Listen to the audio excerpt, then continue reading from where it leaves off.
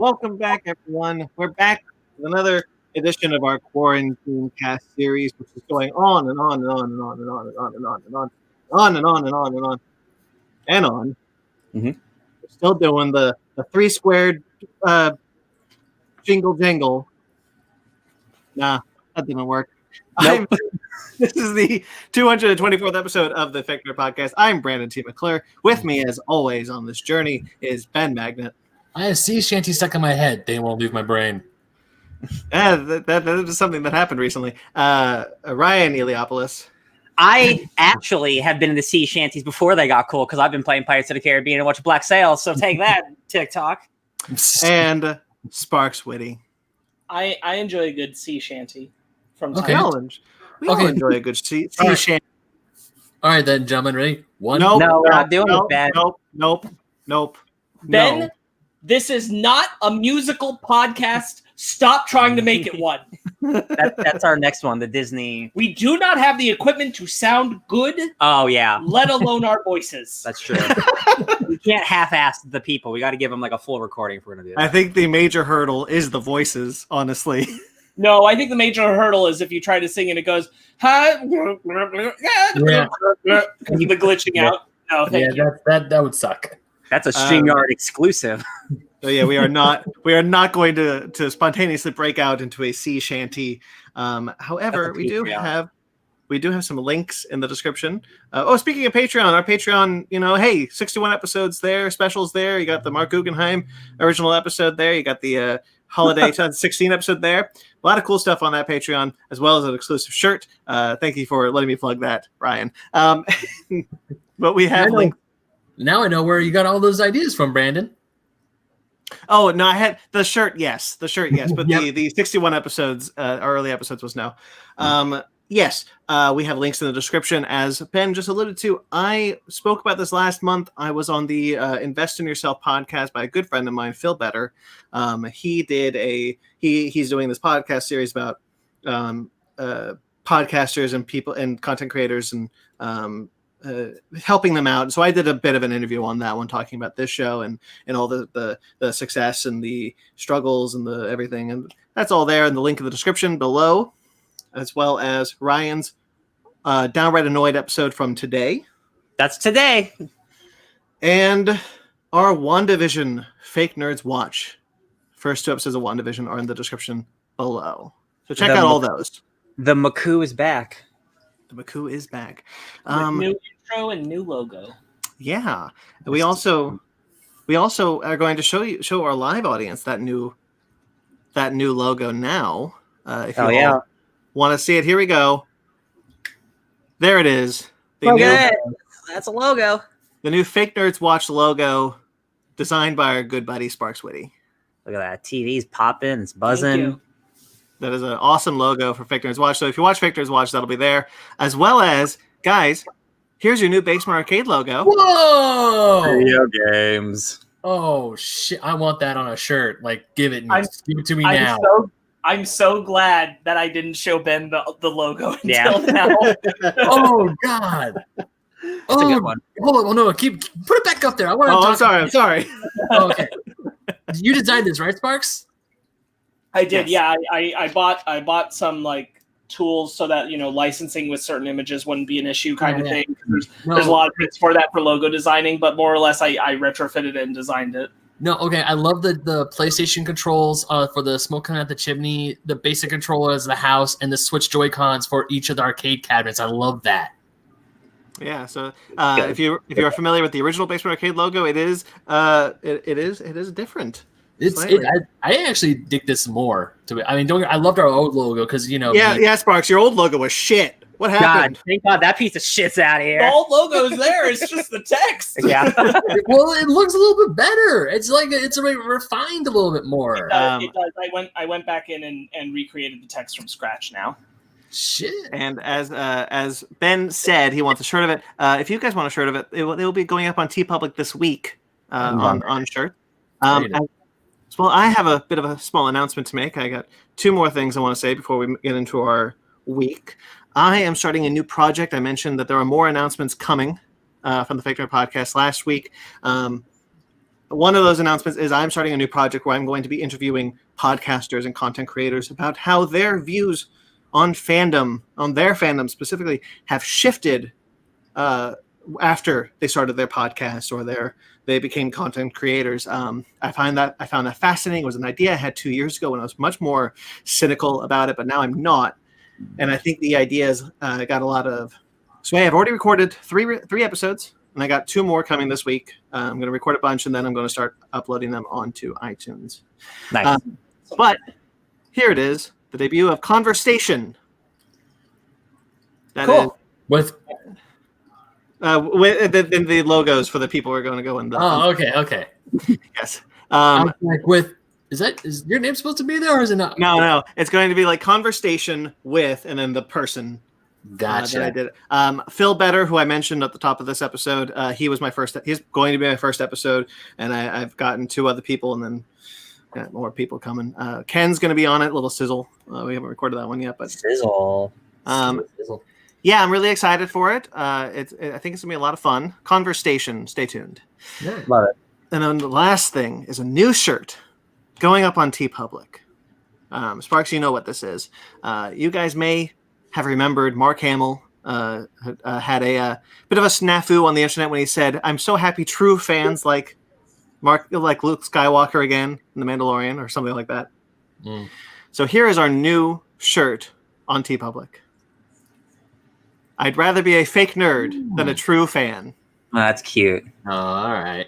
A little bit of branding for our show. We always rail against gatekeeping and the true fanness of that. So, hey, we're fake nerds, so there you go.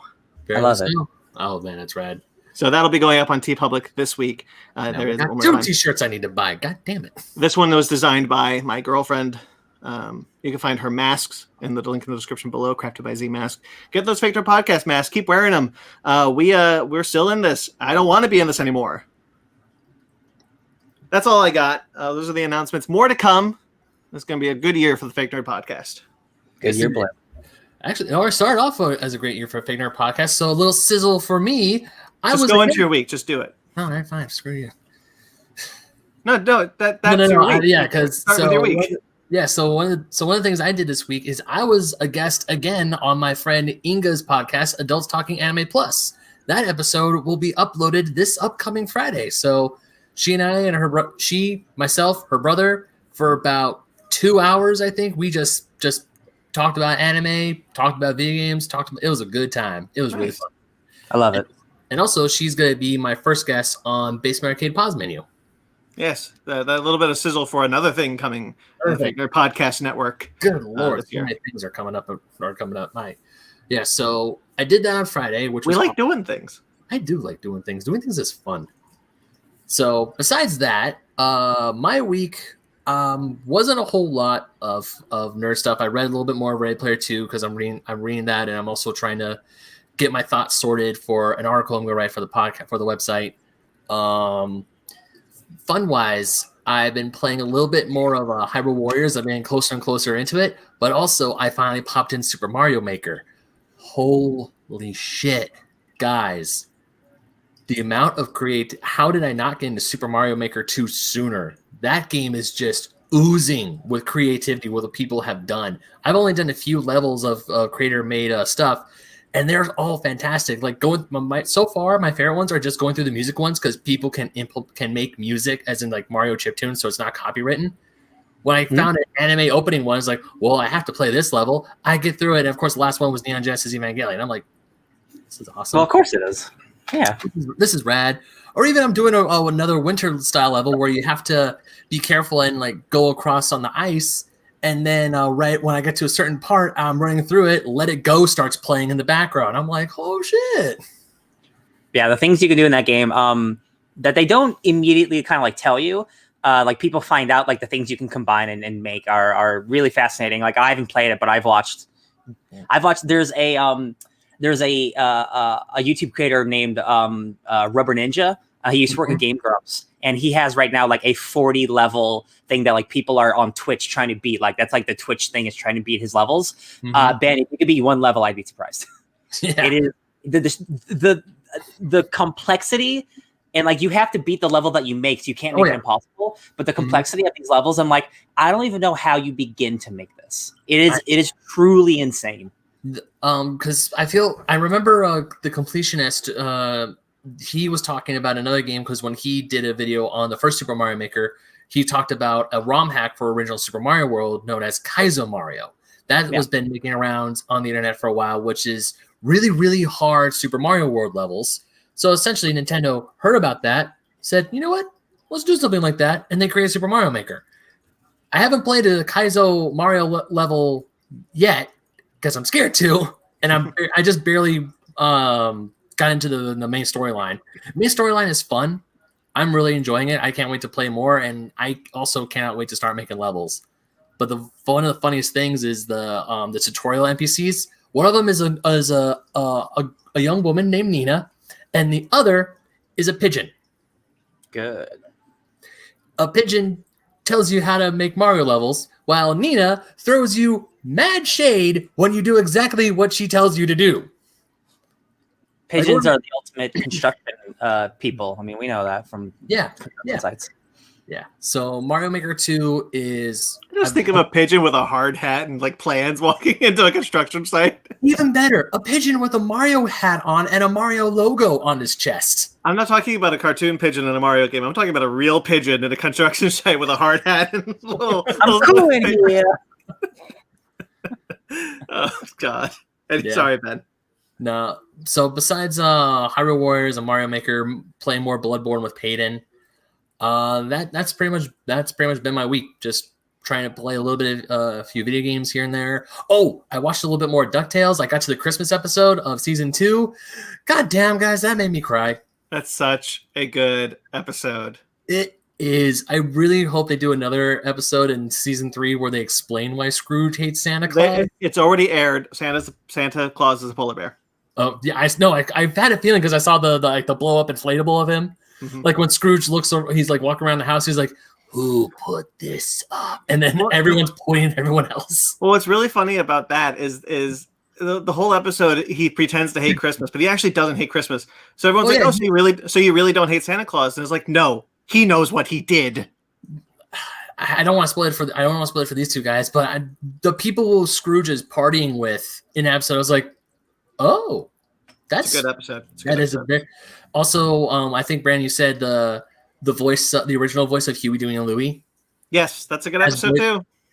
That's the same episode. I forgot. Yeah, that's the same episode. Because at first when I saw like Teenage Donald, I was like, wait, what about? Oh, like the second he said, "Get here, you big palooka!" I'm like, oh, I know who you are now. Yeah, Huey, Dewey, Louie, and the girl, I forgot her name. Webigail. They were all voiced by one actress in the original series, and that actress comes back to play young Donald, in the new show. And I thought that was cool. Man, that show is so good. That show truly is amazing. Yeah, I really like that show. Yeah, I need to get back to Tales. But that's pretty much my week. Not a whole lot of stuff going on. Sparks or Ryan?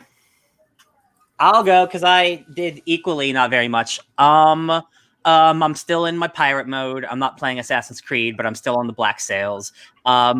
I've been looking for more pirate games to play, and coincidentally on Steam, I found this pirate game that was on sale 80%, so I bought it for $1, and it's a multiplayer-only pirate ship game. That's like kind of wonky, but I bought it for $1, so I gave it a shot, and I only played one match, but it lasted 45 minutes, and the captain was Captain Tiggle Bitties, and we were on his ship, the Tiggle Bitties, and we have to go. Yeah, I love that song. Your favorite Martian, right?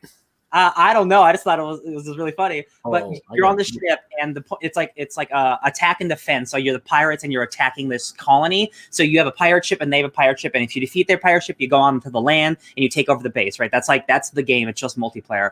But it's so fun because you have to manually load all the cannons. You have to put the cannonball and the ammo and all that stuff. And you have to do the stupid shit. And you have to hurl water off the boat. And you have to plug holes if it gets shot. And what makes it super fun is if the captain's into it, everyone's into it. So the captain's like, "Oh, we need soldiers down here." And he's just yelling, or he's like, "Oh, mateys, we almost got him, captains." And I'm just like, yo, this dude's just making this game so much fun. So like, there's a whole section of Steam players who just find these cheap games and they play them, because it was like a whole bunch of people playing it the first time because they bought it for $1 and like, what do we even do? And he's just like, do your best, son. It was like, God damn it, this game's amazing. So I'm probably gonna play some more of that. I might stream it just because it's so fun. Also, because it's multiplayer, lots of bad racism, lots of really gross shit. Remember when you used to play Call of Duty when you were 13? It's still around, you guys. Be careful. So that's been a lot of fun, even though I only played it for like 1 hour. Black Sails. I started Horizon Zero Dawn because I never beat it. That's a game that came out like 4 years ago.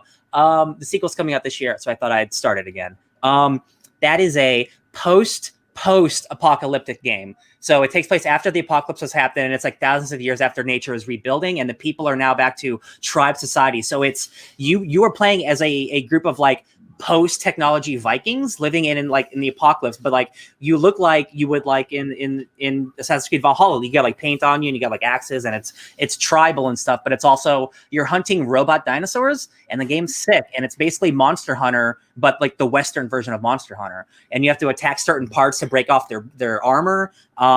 It's just really fun. I'm still early on.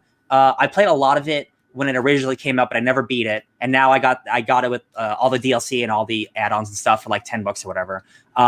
So that's a good old time. I think I was harsher on that game at the time for some reason. And it's dope now. And I'm thinking that maybe Ghost of Tsushima is going to be a similar vein when I go back to it. I'm like, I think I was just in a bad mood when I played it.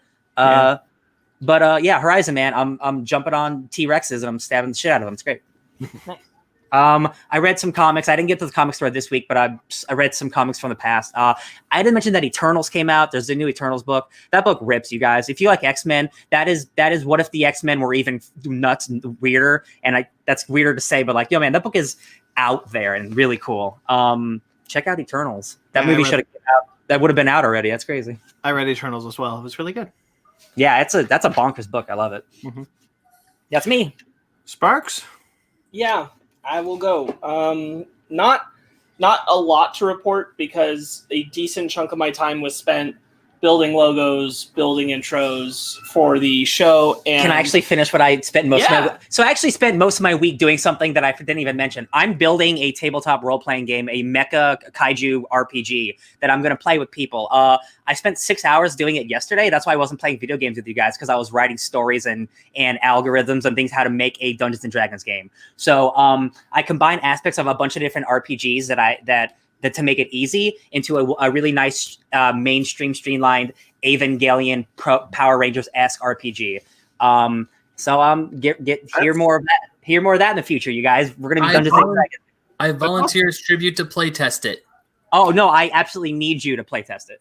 Ben, real quickly, did you just recently watch Hunger Games? Because this is the second Hunger Games reference you've done in 2 days. No, I just saying may the odds be ever in your favor. And I volunteer as tribute. I have never thought of Hunger Games since I watched the second to last movie, and like all of a sudden you're like two days in a row. I'm like, oh yeah, Hunger Games was a thing. Hey, I remember Katniss Evergreen. Remember the thing that made Jennifer Lawrence big? Yeah, Winter's Bone. Yeah, but the thing that no, made I'm kidding. mainstream I know, big. I'm kidding. Yeah, First Class. That's not even true. Was it? American Hustle. Yeah, that's cool. Yeah, that's really cool. It's nice to feel creative. Yeah. So a lot of my time was logos, intros, for things you've seen, for things you haven't seen. I was also conferring with Jeremy for a decent chunk of the week about Suburban Proctologists. That was a chunk of my time. I watched a lot of Gilmore Girls in my downtime as well. Ryan and I watched a little more. Good Lord. The cats are pulling apart something. Okay. Where are you in Gilmore Girls? What are they pulling apart? Just a cardboard box. So what An empty one? Okay. Where are you in Gilmore Girls? Like halfway through season 2. Okay. What just happened? They just Lorelai just got the loan with Emily for the house because of the termites. Yes. Yes, I remember that. Ryan and I are continuing our path through My Hero Academia. Yeah, which is lovely. Season 3 still, right? Yeah, we're in season 3. All right. We watch WandaVision. There's Fake Nerds Watch for that, obviously. There was some Dead by Daylight playing There was some Fall Guys. Predator. There was some Fall Guys. Because Doom came to Fall Guys, which was cool.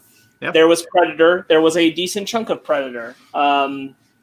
In fact, there was also some Fortnite this week. We went and we checked out Predator has landed in Fortnite. Mhm. At least his pod has. We haven't found the character yet. We're going to have to fight him later to earn him. To earn him. Earn his skin. Yeah, to earn his skin. Oh, wow. Yeah, but we had a good time getting everybody, getting a lot of people into Predator Hunting Grounds, which has been fun on the PS4. We've had some really good matches in that, which was great. That's been a fun little experience. It's nice that so many people could get it because it got cheap. Thanks to you. That too, but also just that wouldn't have happened if it hadn't just like skyrocketed downwards in price. Yeah, Predator Hunting Grounds has one. I was going to mention also that's got two. Like, it's got a Viking Predator and a Samurai Predator, and like Ryan and I spent like a good 10 or 15 minutes talking about how cool it would be if they did movies set in feudal Japan or Viking time. Just like any amount of period Predator shit is a good idea at this point. Yes. Like once you go, it doesn't have to be modern America anymore. Yeah. Oh, great. Yeah. I mean, you can basically make an Assassin's Creed franchise out of Predator. Absolutely. I would flock to the movie theater. I mean, once it was safe to go flock to a movie theater, of course, to watch a Predator movie that was based in either medieval Europe, dealing with knights and Vikings, or feudal Japan. Well, we know that we've heard rumors anyway that the new one will be Native American. Honestly, literally set in any different time period, like previous time period. I don't care where, like any previous time period, I'm there. Oh, like Western. That's great. I wish. Yeah.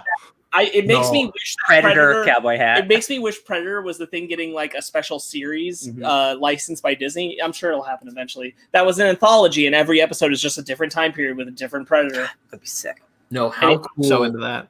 How cool would it be to see like a Predator with like its version of a sword and a samurai warrior in the middle of the field with the wind blowing and the green is flowing? That's Predators. That's Predators. They do that in Predators. That happens in Predators. Damn. That's right. You're right. It does. Yes. That exact thing happens. That movie rules. Absolutely right. Forget everything I said. That movie rules. The other thing I did is the anime group finally got back together, so we watched a few episodes of Jujutsu Kaisen. That anime is good. It is taking turns I didn't expect for a dark shonen. Its humor is top-notch. I will tell you how top-notch the humor is. They had this episode where they essentially introduced one of the guys who's part of the faction of like those who are familiar with My Hero Academia, what would be the League of Villains, essentially. You meet an underling, and then he goes and he hangs out with like the two top guys in their like safe area, which turns out to be a really pristine beach, is where their villain's lair area is. Lucky. When the show ends and you stay after the ending credits, it does a short where it continues the scene. And one of the guys, the underling you've been following, he only escaped with just his head. So he's just a talking head right now. Well, they decide to play a soccer game with his head. Your two main straight-faced villains just decide to play a soccer game with his head. And I'm like, yo, these are like some seriously intimidating villains, and they're just like, but we'll also have a good time. And I'm like, holy shit, this show has some humor. It is not afraid to flex. I really enjoy it. I highly recommend Jujutsu Kaisen.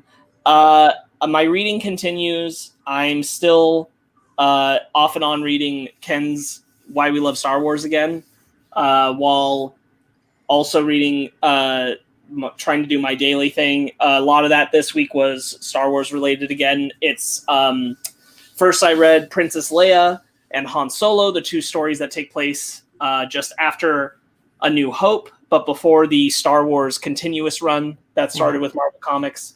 I'd read the Princess Leia one before, so it was just a reread for me, refresher, but I really like it. That's a great one. That's Mark Waid. Mark Waid. Yeah.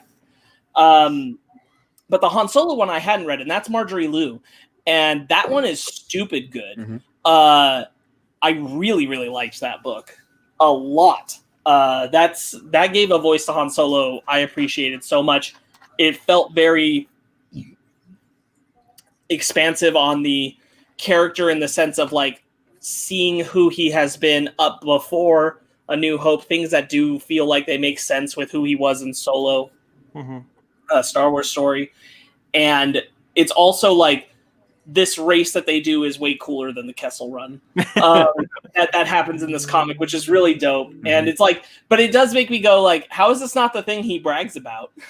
Yeah. Like after this point in the story, it's like, man, Kessel Run ain't shit if you were winning this race. Everybody knows you were winning this race. Like the Dragon Void Run is the most important high pro. Whatever, that's fine. I feel like that's the thing you'd talk about all the time, or at least in conjunction with each other. Be like, made the Kessel Run 12 parsecs.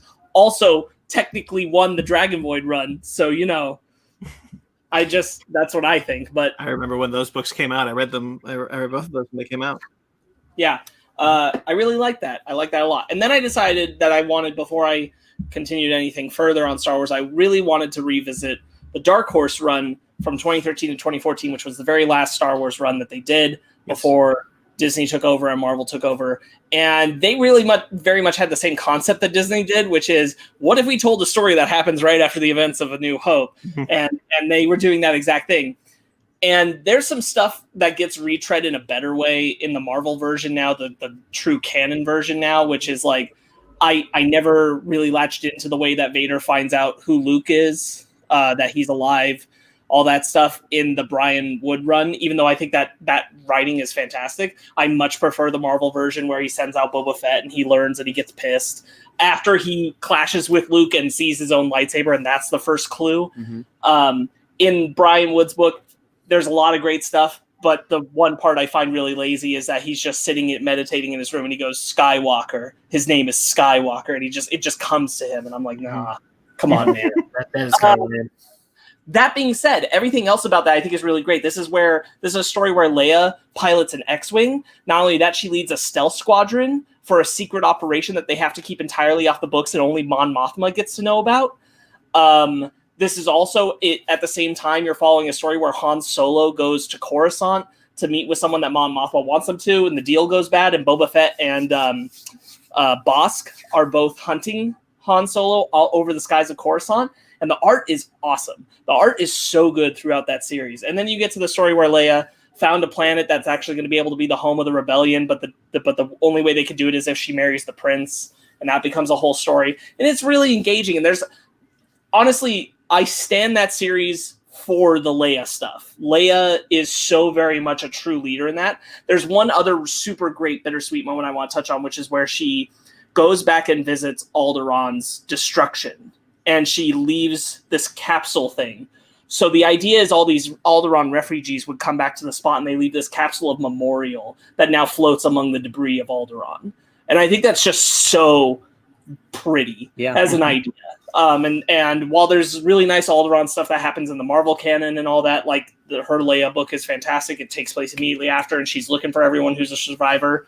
That kind of moment isn't recreated. So it's just a bummer to lose some of those really nice things that I think that they did really well in that run.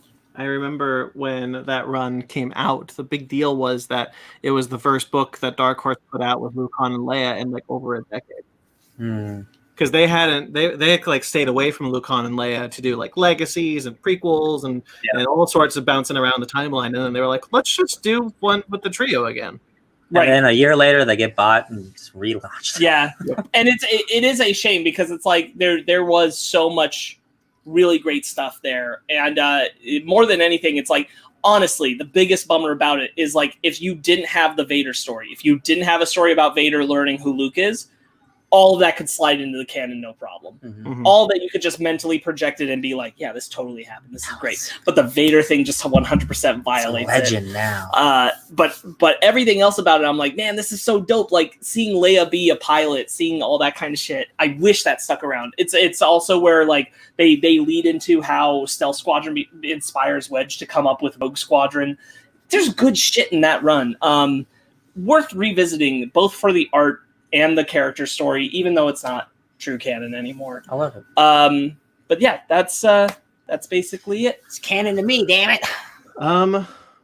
We mentioned Ken a lot on this episode. He just put up a Good People's Association that's up now. He did the live stream yesterday. What's that? It's his new network. He puts up. He's going to do a bunch of shows with Josh McCouga and other people he knows. Mark Ellis, part of it. Gotcha. Yeah, he launched that yesterday. So good job, Ken. We support you. Talked about Predator. I started playing Rise of the Tomb Raider this week. I saw that. That's the second one. That's the second one. Yeah, snowy one. I so far like that a lot better than the first one. I like the first one mostly for gameplay, not really for story. I think the story is kind of thin. Mm-hmm. That's more or less how I feel about Uncharted too. Yeah. Oh, that's 100% the case. Yeah. Yeah. Where I think the first one is really ingenuitive for its gameplay, not as much for its story or its characters. And just from the amount I played of Uncharted 2, which I haven't finished yet, but the amount that I played, I'm like, there's so much more going on here. Yeah. Spoilers, I think Uncharted 2 is the best one. I've heard that from a lot of people. Yeah. I really my biggest problem was in Tomb Raider. I didn't really get a sense of who Lara was as a character. There was a lot of talk about her dad, but they didn't really go into it. We just kind of start the game, and then the ship crashed and the ship's already been crashed on the island, and I'm like, okay, well, why are we even here? Did you read all the notes and clues that you picked up? Yeah, I mean, I tried to pick up as many as I could because you got to explore to find all the things, but I still felt like I missed something. Whereas in this game, in Rise of the Tomb Raider, I definitely don't, because there are flashbacks to her relationship with her father, and there is an intro to the game where we are introduced to Anna, and we're introduced to why she wants to go on this expedition and all that. And I get a better sense of who Lara is as a character when the game starts than I did in the first one. Excellent. And that's kind of my biggest the biggest success of this game. I really enjoy playing him. This one specifically. I watched some movies. I didn't do a whole lot of movie watching or TV watching. I watched a movie called He's Just Not That Into You. This is one of the worst movies I've ever seen in my life. Oh yeah. This movie was so bad it ruined my whole night, and I just went to bed feeling depressed. Wow. I guess you're just not into it. It's got such a good cast, but none of the story. Jennifer Goodwin's story and Justin Long's story I do enjoy, but everyone else can just go to hell. Anthology films. Oh no, I know what it is. Yeah. Screw that movie. I hate that movie. We were trying to buy time to watch WandaVision, and it just came just after the movie. I was just like, that was just a bad time. I don't want to watch WandaVision now. Like that South Park meme, you're gonna have a bad time. Yeah, but before that, I watched Logan Lucky, which is a Steven Soderbergh, right? Steven Soderbergh. Steven Soderbergh. Channing Tatum, Adam Driver, Daniel Craig, really great. I hadn't seen it before. It's a heist movie. Really fun. I enjoyed it quite a bit. NASCAR. Seth MacFarlane and Sebastian Stan are in that one. Then I decided that, hey, after I watched WandaVision, which is the first piece of MCU content I have seen in over a year, because as I mentioned to you guys the other day, yesterday when we recorded Fake News Watch, after Spider-Man Far From Home, I decided I wasn't going to watch another Marvel film because I was so fatigued until Black Widow came out. I was like, by the time Black Widow comes out, I'll probably be fine. Well, as you know, a pandemic hit, and Black Widow still isn't out. So I just kept waiting, and then WandaVision came out, so I watched WandaVision, and I was like, oh yeah, I miss these guys. I feel refreshed. I feel energized. I want to watch a Marvel movie again. So I watched Age of Ultron. And I had a really good time. I think that movie is a blast. I'm glad to be back in the MCU, feeling refreshed and energized. Like a battery, like Vision himself. Yeah. I'm still struggling to get through Young Justice Season 3 and Legion Season 3. Just kind of trudging along there. I don't know why I'm struggling with Legion. Maybe it's just not working for me this season. Yeah, I saw you post about Young Justice, and it kind of bummed me out because I remember hardcore campaign for them to bring back Young Justice after Season 2 got canceled, and then here when it came, it was like, hey, Young Justice is back. It's like, yes, it's going to be only on DC Universe. I can live with that, but at least it's back. And then it's like, hey, the animation quality sucks. It's like, no, didn't say that. Didn't say that. No. Other people saying that. I see. Here's my thing about Young Justice Season 3. The beginning is super boring, and I don't give a shit.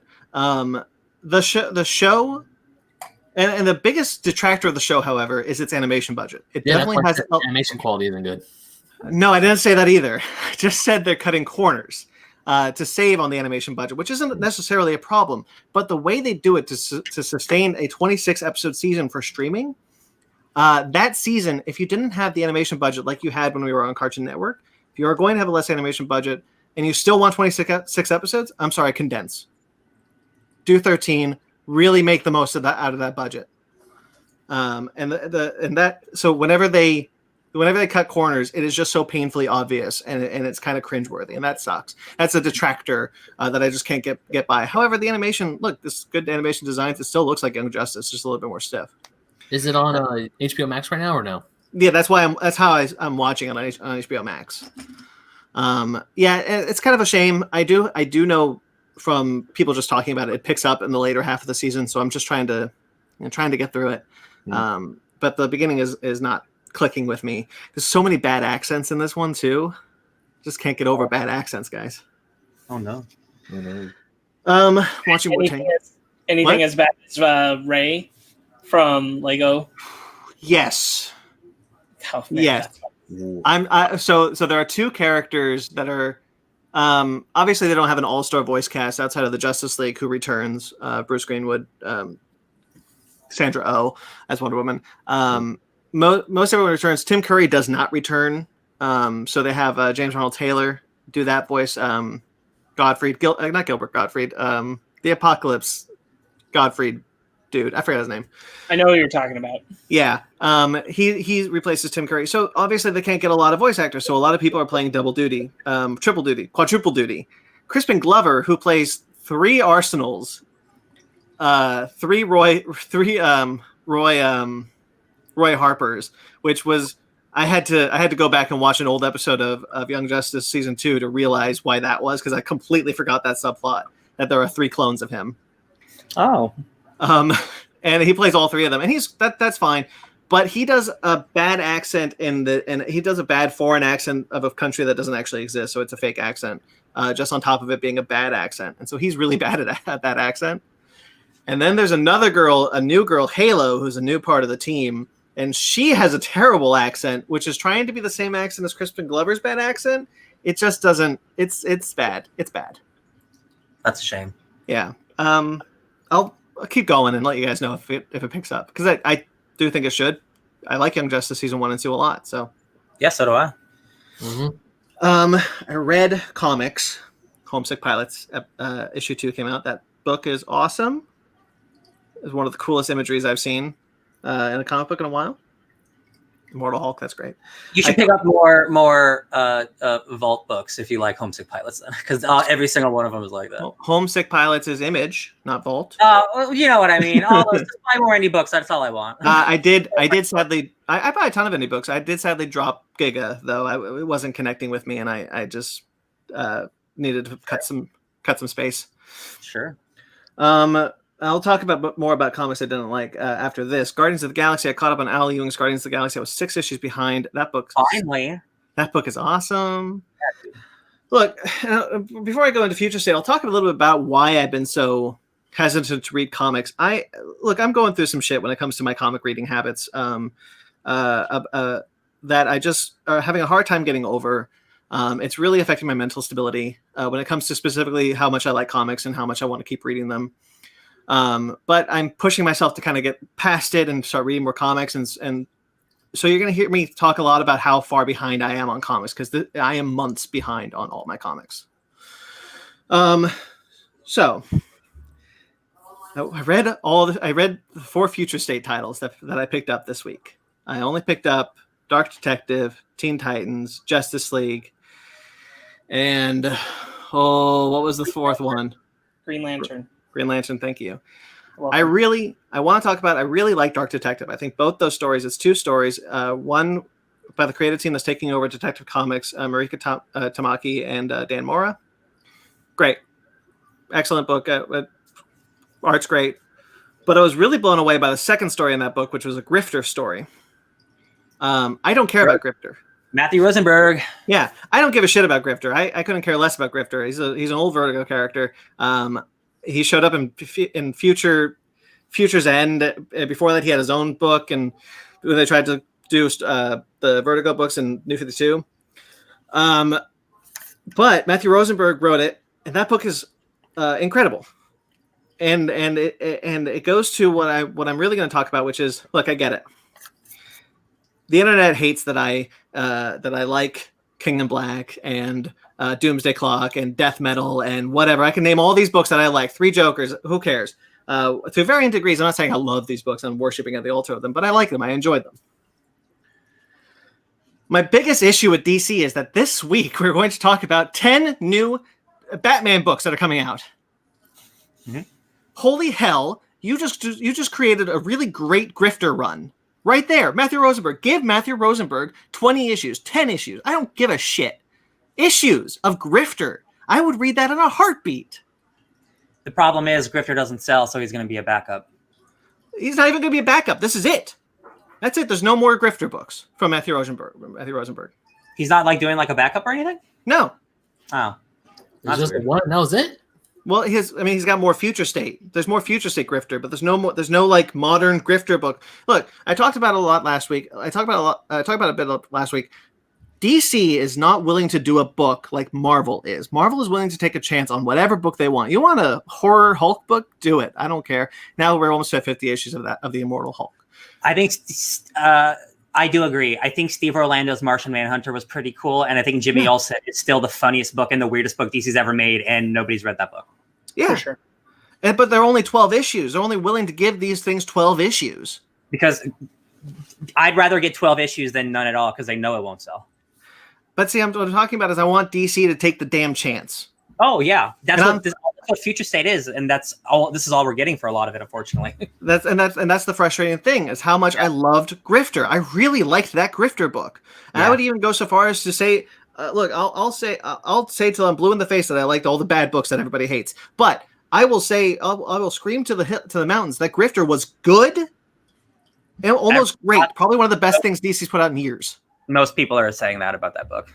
That Grifter's somehow really dope. You know why? Because people don't have an association with Grifter, so you can do whatever you want with the character, and when it works, it works. Yeah. Yeah. When you put in the effort. And the thing is, DC's not willing to put in the damn effort. But that's the best thing I wrote. That's the best thing I read. Dark Detective. That was a highlight. I think it's so far one of the best of the Future State line. Talked a bit about it last week about some of the other books.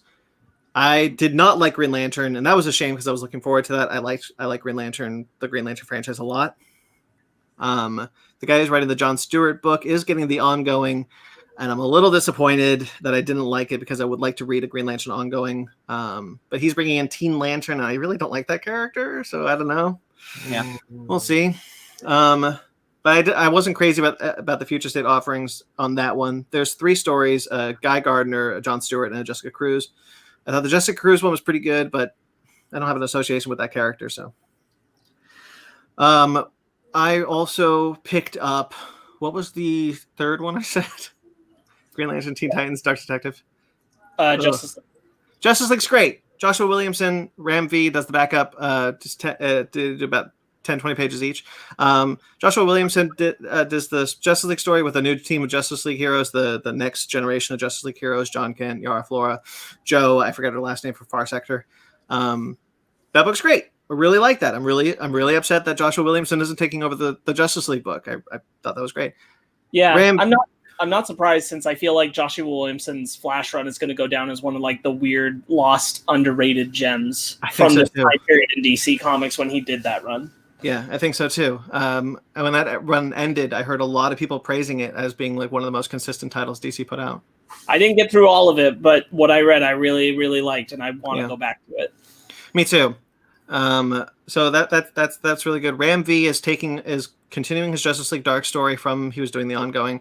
Now he'll be doing the backups in Justice League, and that's a shame because that book was really great. I just listened to an interview with Ram V about this, and he's not sad about it because one, it's either this or the book gets canceled. So he'd rather write it than not write it. And 2, the format that he's doing, it's a creative challenge for him that he really likes because he has to tell the same amount of story in half the pages. So he gets to write at a cleaner crisp and gets to include more big bombastic stuff. And because he's now a backup, he's not a main book, he told them, you get to let me do whatever I want in this book. And they said yes. So this is going to be in a better Justice League Dark book than he was writing before. Unfortunately, it's not a solo title, which sucks. I love everything you just said. I adore it. I'm all on board. I am not paying $5.99 for Brian Michael Bendis' Justice League book. No, I'm with you. I'm 100% with you. And it bums me out because like Ram V is so positive. And he's like, dude, I'm happy to write literally anything they'll pay me. So like, it's hard for me to be like, I get why people are mad. But from a writing standpoint, like it's I get it. But yeah, I don't want to have to buy this. I don't want to have to buy Justice League to read Justice League Dark. That's the biggest hurdle with like what's going on with DC right now is like having to spend more money to get half of a product that you want. Yeah. Yes. It's bad. And then I read Teen Titans, and that was garbage. That sucks. I find that to be by far the worst of the Future State line that I've read so far. It's the first appearance of Red X. Whoop-de freaking do. I don't care. Everything about it was bad. It's badly written, bad story. Don't care. That's what I've heard. Mm-hmm. Yeah, and that's a shame because I really look forward to some of those Future State books. For sure. Well, yeah, that's all I got. Let's talk more about Future State next week, I guess. Now I know what not to pick up. Yeah, it's a shame that I didn't like some of these books because, oh well. Yeah. Okay, I'm gonna try something here. So we're gonna go into our bread and butter. If this works, this is probably gonna be what we do from now on. So hey, live show guys, you got a theme. You got a theme song. Here we go. Bread and butter.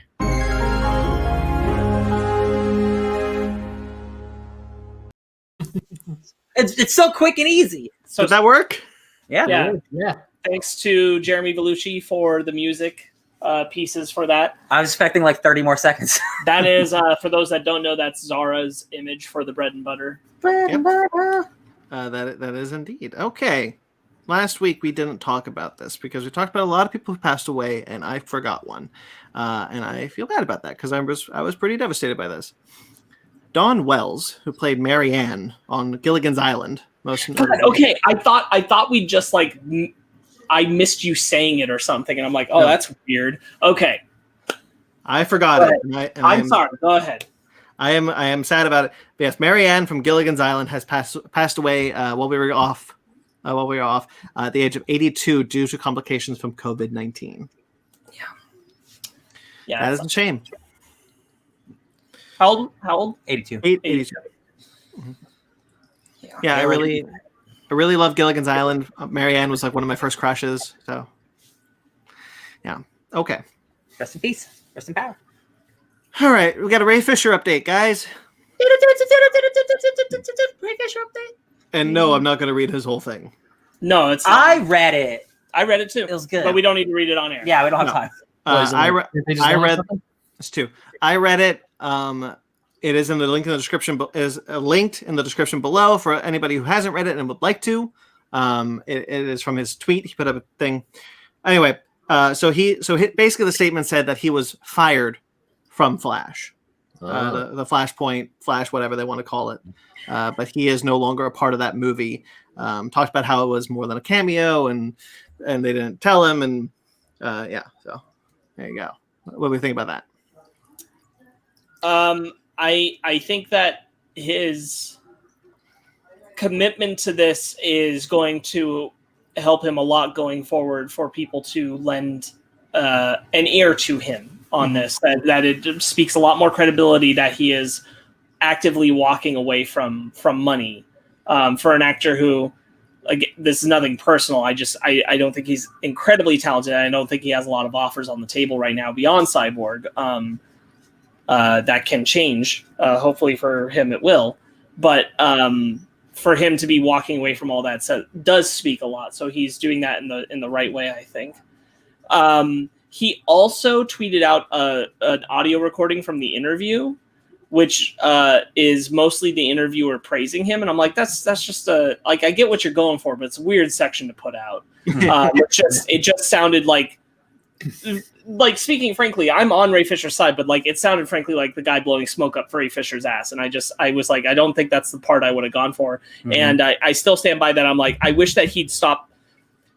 I thought the 2-page statement, was a really good thing for him to put out. I think the audio recording, I'm like, I would have just stayed away from that until you can really publicly speak about specifically what you're talking about, because we're still being left in the vague, in the dark, and having to, like, parse out what we can from what you've said is going on, I didn't see that audio thing. And all this, he shared it over on his Instagram. Oh, okay. And it is just this section. You can see like a text section that's just the interviewer saying, like, you've been a real stand-up guy, like, you've stuck to your guns and said all these you've been a gentleman, you said all these nice things. And I'm like, it's nice pulling down his pants it's nice that the interviewer said it, but I'm like, it's not providing the public a lot. Yeah. It's just you kind of making yourself seem like a good person. like a good person.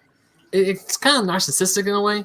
Yeah. I mean, I feel like pointing out that that audio clip is like, hey, everyone, I'll look at this interviewer who is praising me for what I did. Of course, I'm in the right. I'm the good guy. It's like, So I definitely think Ray Fisher can have been mistreated, and be actively speaking about it, and all of that be a good thing, and also at the same time be a narcissist. All of those things can absolutely be true. I mean, he's an actor. And I do believe that Ray Fisher is a pretty big narcissist. But just from the way all this has spilled out, this kind of harkens back to, like, earlier when we talked about, like, the comments about the way that Joss Whedon was mistreating him. The only nugget we really got was about, like, this changing people's color and post-production color correction. I'm like, that's just outlandish. Like, I have a really hard time swallowing that one, considering, like, it's not like Joss Whedon gets to go into the editing room by himself and change the color palette. That's not how it works. So it's very hard to take that kind of note in and think, yeah, that's what happens. So I'm itching for him to be able to give us a more clear picture of what's going on. And the statement was good, but that audio recording was kind of like a step backwards. Yeah. Last week we talked about how he said he'll never work with Walter Hamada again. He'll never work on a DC film with Walter Hamada. Apparently, that's why he was fired from The Flash, because Warner Brothers saw that statement and were like, "Okay, we're going to write you out of The Flash," which is what we all expected. In the statement, it kind of feels like he's kind of playing it both ways, where he's like, "Well, they fired me, so it's on them." Yeah. I also will not work with Walter Hamada, and I'm like, well, I mean, you kind of, in a way, are saying you're not going to do the film. Yeah. That is also, again, like, furthering on that statement, like, now with this, like, press release or whatever, like I refuse to work in any Warner Brothers media except the one that I was just about to do. I'm like, that just seems like you're trying to fight for something, maybe word it differently. Yeah. It's that's kind of weird. He essentially shot himself in the foot. Yeah. I just like the way that he spun it to say, like, I've officially been fired, when I'm like, bro, like, a week and a half ago, you quit. You basically quit. It's like, you're fired. No, I quit. You publicly said you wouldn't work on a film while Walter Hamada was there. That's you quitting. Yeah. Yeah. So Ann Sarnoff kind of shot back this week. She is the CEO of Warner Media. She did release a couple of statements about the investigation, saying, "I believe in Walter Hamada and that he did not impede on or interfere in the investigation. Furthermore, I have full confidence in the investigation's process and findings. Walter is a well-respected leader known by his collaborators." Anyway, so talking about how excited she is working for Walter Hamada. Then she put out another statement about The Flash, kind of the same day from a different news outlet. And she said, "Last summer, Mr. Fisher was offered the opportunity to reprise his role as Cyborg in The Flash. Given his statement that he will not participate in any film associated with Mr. Hamada, our production is now moving on. Warner Bros. Remains in business with Jeff Johns, who continues to produce Stargirl, Batwoman, Doom Patrol, Superman and Lois, and Titans for the studio, among other projects." Yeah, and so that remains kind of the thing, is that Ray Fisher's really sticking to his guns about some things, and I'm like, Warner Brothers has not come down hard on Jeff Johns, so they must have a lot of reason to think that they're either not going to get caught in any further bullshit in protecting Johns, or that there's nothing there to be processed. So it's really, and there's a lot of eyes on it. So I'm like, I'm not saying, like, I really want to believe that Ray Fisher is in the right In the investigation could have just not turned up the shit that it should have. That can also have happened. Ryan, what were you gonna say? I don't remember. Oh, I just you want to believe that Warner Brothers would do the right thing after a certain point. And so if Jeff Johns did do these wrong things, you want them to have taken the action. It seems like also like in like the release that he put, like that Joss Whedon was like, he's the one who kind of got like the most of the blame because like he got taken off a project or whatever. And like whether that's because of this remains to be seen or whatever. But it seems like maybe Jeff Johns wasn't at fault. Maybe Joss Whedon was the big bad boy. Right. And he's the one who got the shaft. But that's not Fisher's opinion on it. But no. Yeah, or I mean, what could have happened was that Joss Whedon was engaging in the abusive behavior, and Jeff Johns wasn't being super racist and super abusive, like Ray Fisher said. Maybe. But look, what we know for sure though is that the Justice League film set was obviously not a good place to be. Yeah. Right. That's pretty clear. It does like. I'm hoping at some point. Somehow we're able to get more specifics from the accusations, from other people's accounts. I'd love to hear Jason Momoa be specific. Yeah, he was way behind them. When he gets an opportunity, I don't think Jason Momoa would throw his hat in the ring without reason. Yeah. Just to like look like a good guy. I don't think Momoa would do that. I think he has a reason, so I'd love to know it. Because at a certain point, like it's gone on long enough where it's like, yes, this shit should be dragged out into the open because if what Ray Fisher is saying is true, and if the others are aware of it, they should be speaking up because from Ray Fisher's perspective, if all that holds water, Jeff Johns and Walter Hamada are getting away with it. Yeah. Yeah. And that's no, and it shouldn't be. Yeah. Okay. Find out more next week. Well, real quickly, one last thing. Fisher said in that interview that Sparks talked about is that he'd absolutely return for Justice League 2 if Zack Snyder called. I mean, that but only sense. If Walter Hamada is not involved. Yeah, I'm like, well, if Hamada's not going anywhere, what are you going to do? He's gonna fund it himself entirely. He wants to take a trip back to the cul-de-sac. There you go. Okay, guys, the Marvel Cinematic Universe is back. WandaVision has aired, and as with every Marvel Cinematic Universe project, Kevin Feige emerges from his cave to do an interview. Interviews? It's really not a cave. We shouldn't call it a cave like that. The way that we conceptualize, like oh god, never Michael mind. Bublé? Michael Bublé emerging from his cave at holiday time. What it is that Kevin Feige gets to come out of the secret bunker where everything is being planned, and he gets to be like, all right, everybody calm down. The fervor is high. Let me just give you some tastes, and then I need to go back to planning your futures. God. It really is like after the Marvel Cinematic Universe got so big, he stopped giving interviews until the things were coming out. Yeah. Too many questions, yeah.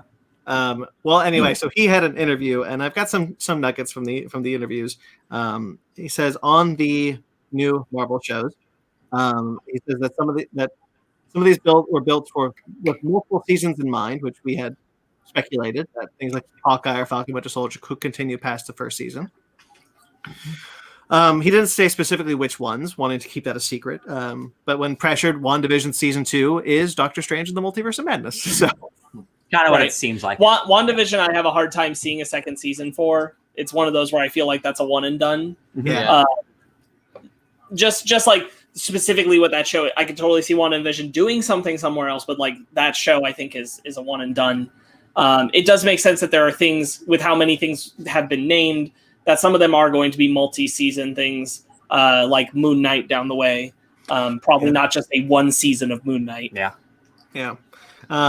And that they're all built to be about 6 hours. So 9 or 10 half-hour episodes or 6 hour long episodes. Okay. Cool me.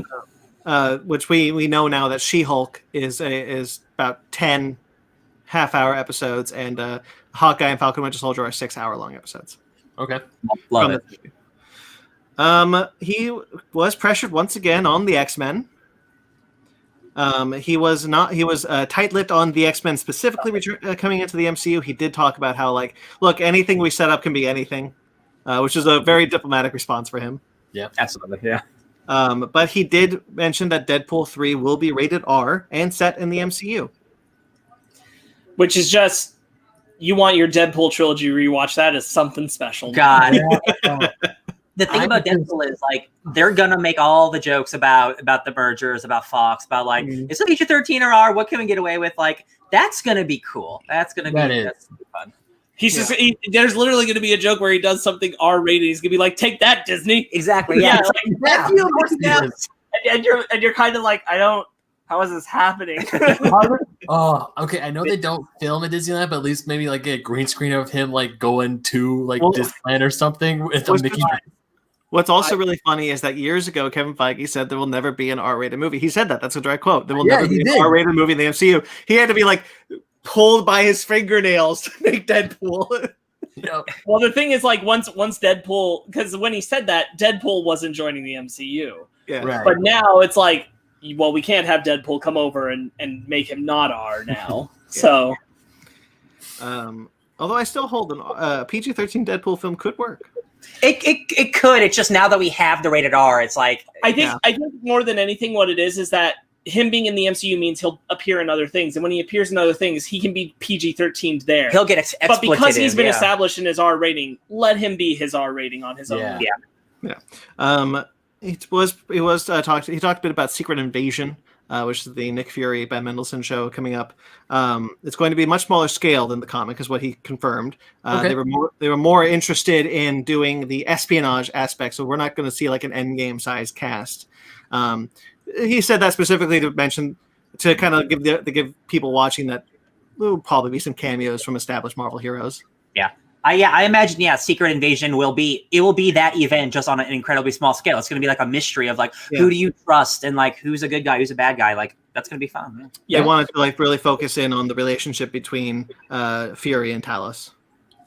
I kind of like that idea. I like that. No, I don't. Not kind of. I really like that idea a whole lot. I'm just happy to see Fury continue to get fleshed out. Yeah, me too. And then the Netflix heroes were brought up as always whenever we can get one of these little Kevin Feige nuggets. He talked about, obviously he was diplomatic once again, and that not confirming, not denying. He talked about how they down the line anybody can show up anywhere.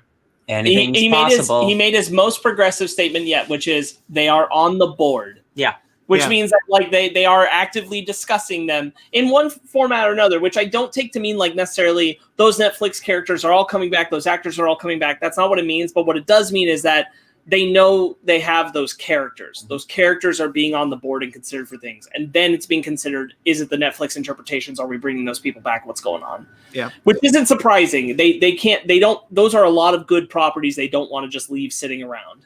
Yeah. This was followed by rumors. Well, not followed. This preceded rumors that that's the same thing. Yes. Rumors prior to this came out that Charlie Cox had finished filming Spider-Man 3 and that Jessica Jones was being considered for She-Hulk. You can't do this to me. Too good. If they're rumors. Anything could be anything. Kevin Feige knew what the week had been like when he did the Disney Investors Day, and he made the cheeky comment about She-Hulk being a lawyer in the Marvel universe, so you never know who could show up. He knew exactly what he was doing when he said that. Yeah. I have a very hard time believing that Charlie Cox coming back as Daredevil isn't true at this point. Of all the characters, like him, at least him. Because the bottom line is, this goes back to the wonderful thing that Ben Affleck said about Kevin Feige this week is that he is the one man in Hollywood who 100% knows what the audience wants. The audience wants the Netflix Daredevil back. They want him. Kevin Feige's not just going to ignore that. Yeah. And go ahead, Ben. No, I was going to say how awesome it would be that if Charlie Cox became a mainstay on She-Hulk since Nelson Murdoch went belly up in season 3 of it did go belly up, right? Am I remembering that correctly? Spoilers. Well, I'm remembering that. That happened in season 2. Season 2, right? And they're back in season 3. In season 3, they're back together. Yeah. Okay. Well, I mean, he could also be. Well, and also, Ben, like if you are believing in the MCU timeline, that is. Years ago. Yeah. We are 2023 now. Like, who knows? Maybe Jessica Walters hires Nelson Murdoch to help him out for something. I don't know. He's a better lawyer than Matt. She doesn't need him. Obviously, the rumors are that Charlie Cox will show up as Peter Parker's lawyer in Spider-Man 3. And then the Kristen Ritter rumors for She-Hulk are very fascinating because that's an interesting place for Jessica Jones to show up. Yeah. Okay. But Kevin Feige wasn't the only bit of Marvel Cinematic Universe news that came out. Ethan Hawke has apparently been cast in Moon Knight. Hell yeah, baby. He Cool. finally watched a superhero movie. He's like, you know what? Now they're for me. Ethan Hawke rules. I like that guy a lot. The internet's trying to figure out like who the hell would he be? I'm gonna push back and say he didn't watch a superhero movie. He watched Logan. He watched HBO's Watchmen and he went, I could do a superhero show. Okay, it's true. Yeah, he's like, oh, is that what this is about? I always like charismatic good guys playing bad guys. Yeah. There's Bushmaster, who's like a mercenary guy. There's Count Nefaria. There's like a bunch of Moon Knight villains he could be. He could also just be a businessman, but that seems boring to me. Maybe he's Darian Agor. Maybe he's a Minotaur man. Shit. I don't know. Well, he's cool though. And like again, Moon Knight's filming soon. I can't believe that. Wow. Okay. Lucasfilm was in the news. Sorry, one last thing. It's just a fun Kevin Feige thing to think about. He was asked how far ahead is the MCU planned, and I thought his answer was just super cool to know. Which he said it's about 5 or 6 years past what's been announced. So the furthest thing out that's been announced, it's 5 to 6 years past that. There's like a dartboard behind like 7 sealed glass doors. You need 7 different keys, and that's the real timeline. But only Kevin sees it. Yeah, it's in that bunker that he's in all year long. He talked a bit about you talked about the MCU, about the timeline. Oh, we remember we speculated like what did Phase 4? What he announced wasn't the end of Phase 4. So how long could Phase 4 go? And he said like. It was asked point blank, will you tell us when Phase 4 ends? And he's like, no. You'll know when you know. I mean, you don't get to know this time. You don't get to know this time. Next time. You would think that Phase 4 would end with the Fantastic Four, but maybe not. Well, he said that we will get another Avengers film eventually, so perhaps the Phase 4 won't end until we get that Avengers film. Could be Young Avengers, could be Avengers. Who knows? It's a wild time, but I just think it's crazy to think they are planning up to practically 2030 at this point. Yeah. 10 more years of this. Oh my god. Lucasfilm was in the news. Look, I normally don't give us news from Twitter accounts called Star Wars stuff. But something interesting happened this week. They've talked a lot about how the Rebels sequel show, the animated Rebels sequel show that we heard about years ago, was in fact a thing until it was canned in favor of the Ahsoka live action show. So Jon Favreau convinced them to do in the live action, so that Rebel sequel show was not happening anymore. And Jon Favreau is going to bring in Thrawn, and Jon Favreau, Dave Filoni, Thrawn, Sabine into the Ahsoka show, and it's going to be the hunt for Ezra. What we speculated essentially. On the Sabine tweet saying like Sabine is going to be in Ahsoka, what's her name? Rosario Dawson. Liked that tweet, which put the internet all in a tizzy. Of course, all it takes is a liked tweet to confirm every character is coming to prove. That's how the internet works. I wanted to bring it up because if this is true, look, it's cool that we're getting the sequel, the kind of like spiritual sequel to Rebels. It's a shame that it can't be in animation though. Like animation is not an inferior product. No, it'd be just as good. It's a cheaper product in ways too, if you do it right. What's his name? Zeb. Is that the guy's name? Zeb, the big alien man? Yeah, Zeb. He better show up. I want him back too. Rex is rumored, yeah. But Rex was rumored for Mandalorian season 2, and that didn't happen. Been rumored for everything. And like Cody is rumored for Obi-Wan now. So like Tamara Morrison is like, am I in all these shows? The lizard that got killed in episode 3, rumored to return in Obi-Wan. Like, who isn't coming back? It's just like a ship just lands in front of him on Tatooine. The lizard comes running out of it. It's like, my old friend. I'm so glad you're here, old friend. God. Anyway. Right before it gets there, Qui-Gon's like, I've summoned a friend through the Force. Holy crap. An old friend of yours. I think you'll know him well. And the person driving it is Hondo. Oh, yeah. Kenobi! Oh God! Gotta happen now.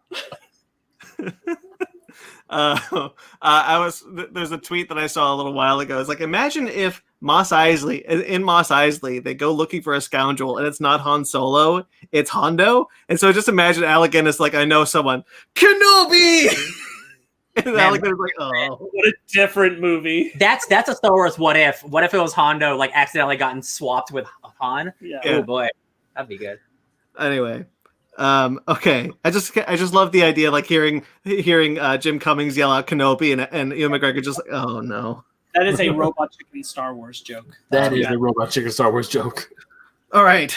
Willow. Because, Lucasfilm doesn't just do Star Wars. They are also doing Willow, the TV series sequel. John M. Chu was going to direct it, but due to the pandemic pushing back the start of the series and to the fact that he's having a child, he dropped out of the show.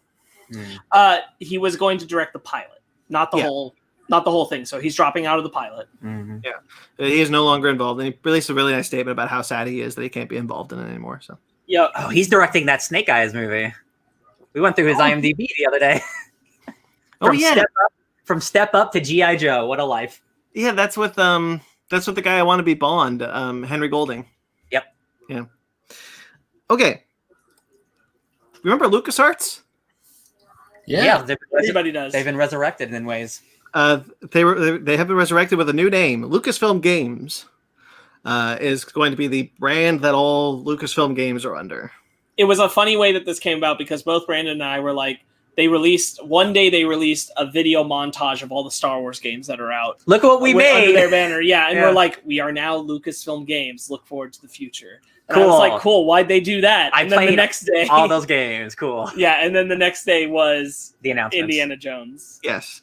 That was the thing where I was like, I don't know why I didn't think an Indiana Jones game would come.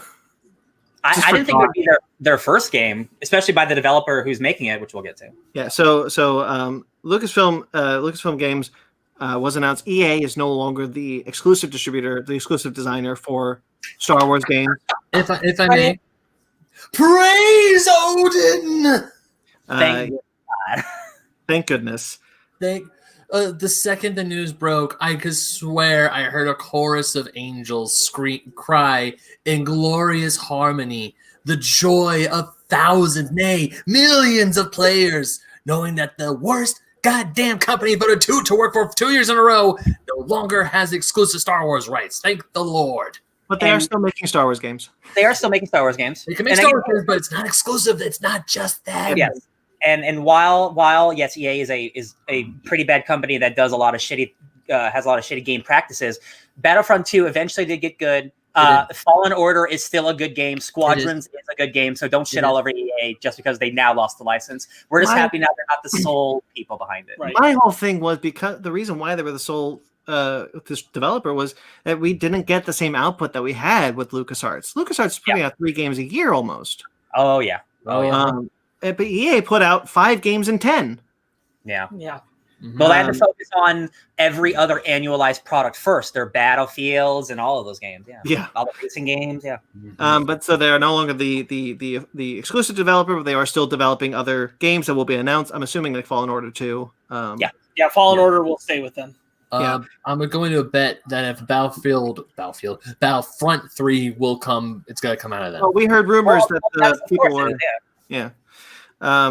Bethesda, however, announced with a nice little teaser that they are working on an Indiana Jones game. They were quick to say that this is not close to being done.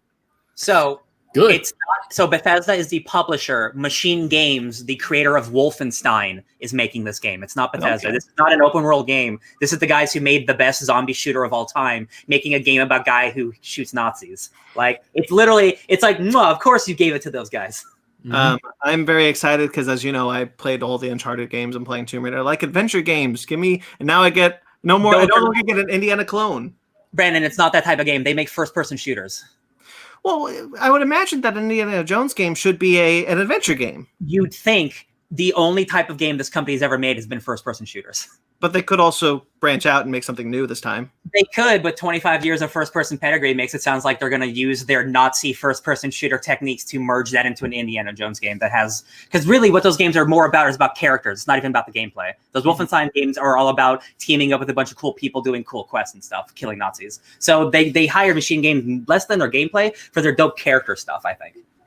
We're going to play Wolfenstein one day, my guy, and you'll see those are probably the best first-person shooter character stories of the modern era. Those games are... Well, and you get to shoot Hitler. It's great.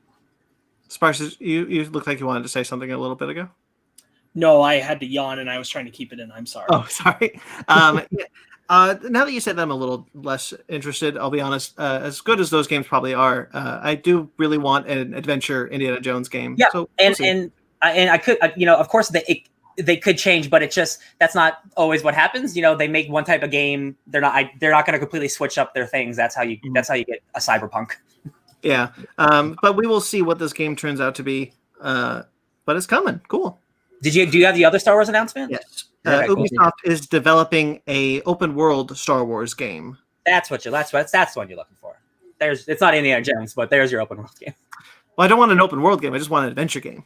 Yeah. So this one I'm a little worried about because it's not Ubisoft. It's Ubisoft Massive. And the two games they worked on were The Division and Division 2, which are live service games like Destiny and Anthem. I played The Division 1, it's pretty good. And The Division 2 people seem to like, but that is Destiny. So if you guys want a Destiny Star Wars game, it's a third-person shooter, open world game where you have factions. That's probably what the game's gonna be. So get ready for one of those, hopefully, I guess. I'm good. Yeah, we'll see. I mean, we'll see when it comes out, but I have to say the memes and the bullets that some people are sweating when it's like, hey, Ubisoft is making a Star Wars game. Everyone else is like, hey, Ubisoft, don't up. I mean, the reason I'm glad that it's not Ubisoft directly making it, because as the guy who I've played literally every Ubisoft game the last 10 years, all of their games are homogenized to a point that if you play other games, you'll get bored of them real easily, because every single game has the same type of inventory, same type of combat, same type of you climb a tower to explore the map.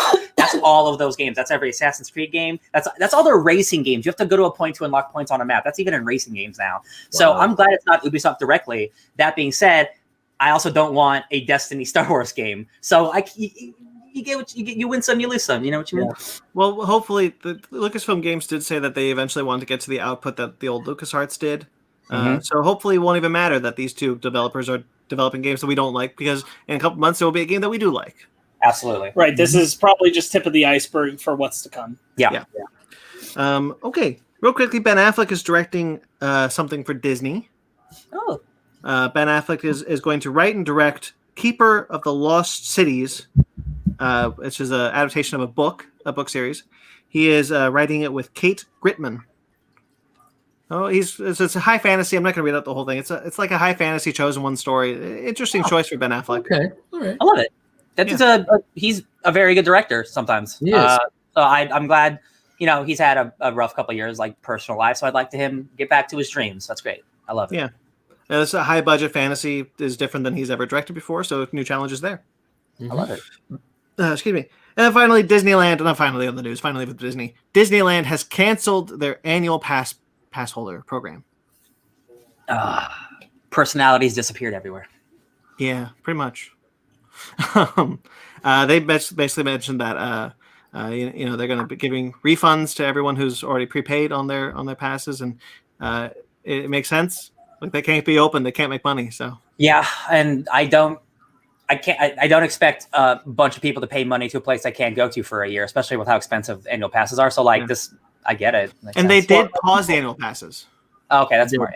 Yeah. Right, but people who had prepaid for the year, because you don't have to pay in installments, they were just holding their money, and they're like, we don't feel right about this. You should be refunded the months that you're not going to get. That's fair, because you can't go right now, and you probably need it right now. So they just canceled the program across the board for Disneyland, not Disney World, and they've said that they're going to be putting back in membership programs, after the reopening and everything, probably a year or so after, so they can get a lot of revenue back by people paying regular price. But something like annual pass, or literally annual pass itself, probably because they love nostalgia too, by the time they decide to invoke it, will come back. It's just for the moment.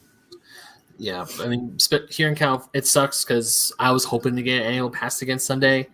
And I know that Disneyland, because they straight up say in the OC registrar article where I read this, they straight up said that we're going to do something later on in the future. It's just as of right now, we can't open yet. Yeah. And until we can, then we'll figure something out. Then we'll do something. But since the parks are still closed here in California, it doesn't make sense for people to, like, it doesn't make sense. Just go to Florida. Don't go to Florida. My sister-in-law got COVID because they went to Florida Disney World over Christmas. Also, screw her. So I'm not a mean person, but I don't feel bad. Just saying. Okay. Now we're on to comics. As I mentioned up top, I do enjoy King of Black. I am continuing to enjoy King of Black. I read Return of the Valkyries, which is the King of Black Valkyrie, Jane Foster tie-in. Yeah, the tie-ins have been great. I've liked those. Really enjoyed that. That said, that I only said that because it leads into this. The Mighty Valkyries are returning. In a book called The Mighty Valkyries. This is Jane Foster. There you go. This is directly spinning off of King in Black, that series, a sequel to the one that was canceled prior to COVID. But Jason Aaron and Torun Groenbeck will be returning to write the book, and Mattia de Luis. I think I put in the wrong word, but yeah, Lulis, I think. That dude is maybe like one of the most beautiful painters I like in terms of like comic book art. That dude does something that not a lot of other people do. So like he's blowing up right now, especially with like Marvel. That dude does some seriously good art. If you haven't seen this guy, like it's insane. It's like Alex Ross, but like it's like a painter. It's amazing. Yeah, it's so good. I think he's the artist on Return of Valkyries. Yeah, really good. Oh no, he does the covers. He's not. Okay. Yeah, he does the covers at least. Yeah. But this book will be about how Jane Foster and the new Valkyries have to shepherd the dead, and they're going on a mission for Loki in the first arc. So that's neat. I'm glad Jason Aaron's still like he's not done with Thor. Like he's like, no, I still have more stories to tell in that universe. Like that's cool. Ruby, Ben, you like Ruby? I love Ruby. Yeah. Ruby is getting a crossover with Justice League. So weird. April. As a huge fan of Ruby, I admit this is also really weird. Written by Marguerite Bennett with art by Aneka. 7-issue miniseries. This one. I'll just read the solicitation for this one because it's weird. The DC universe and the world of Ruby collide in this new miniseries. Discover the Bruce Wayne, Clark Kent, and Diana Prince of Remnant as Team Ruby comes face to face with new versions of DC's Paragons of Justice. Mm-hmm. Yeah. It's weird. Yeah. Where's the story? Just let meet up. It's essentially what if the DC characters were living on Remnant. So because Brandon sent me a little more detailed thing about it. Like Yang and Ruby are gonna go meet Clark. Blake is gonna go meet Diana. And I can only bet that Weiss is going to meet Bruce because there's your story. They're going to meet people. Yeah, and there's also going to be some fighting of monsters. I can only assume. I'm probably going to either I'm going to trade away or I'm going to pick this up. I don't know. I'll wait till it comes out. Okay. As we knew, Jeffrey Thorne, the writer of the John Stewart Future State Green Lantern book, will be continuing his Green Lantern run in the main title come April. What we didn't know is that Dexter Soy will be joining him on art. The solicitation reads, as this new Green Lantern series begins, the newly formed United Planets and the Guardians of the Universe hold an intergalactic summit to decide who can best serve and protect the cosmos from danger. With the majority of Green Lanterns called back to Oa, John Stewart arrives alongside Teen Lantern Kelly Quintella, whose powerful gauntlet could be one of the most powerful and unstable weapons in the universe. With the entire landscape of the universe in flux, is this the end of the Green Lantern Corps or a new beginning?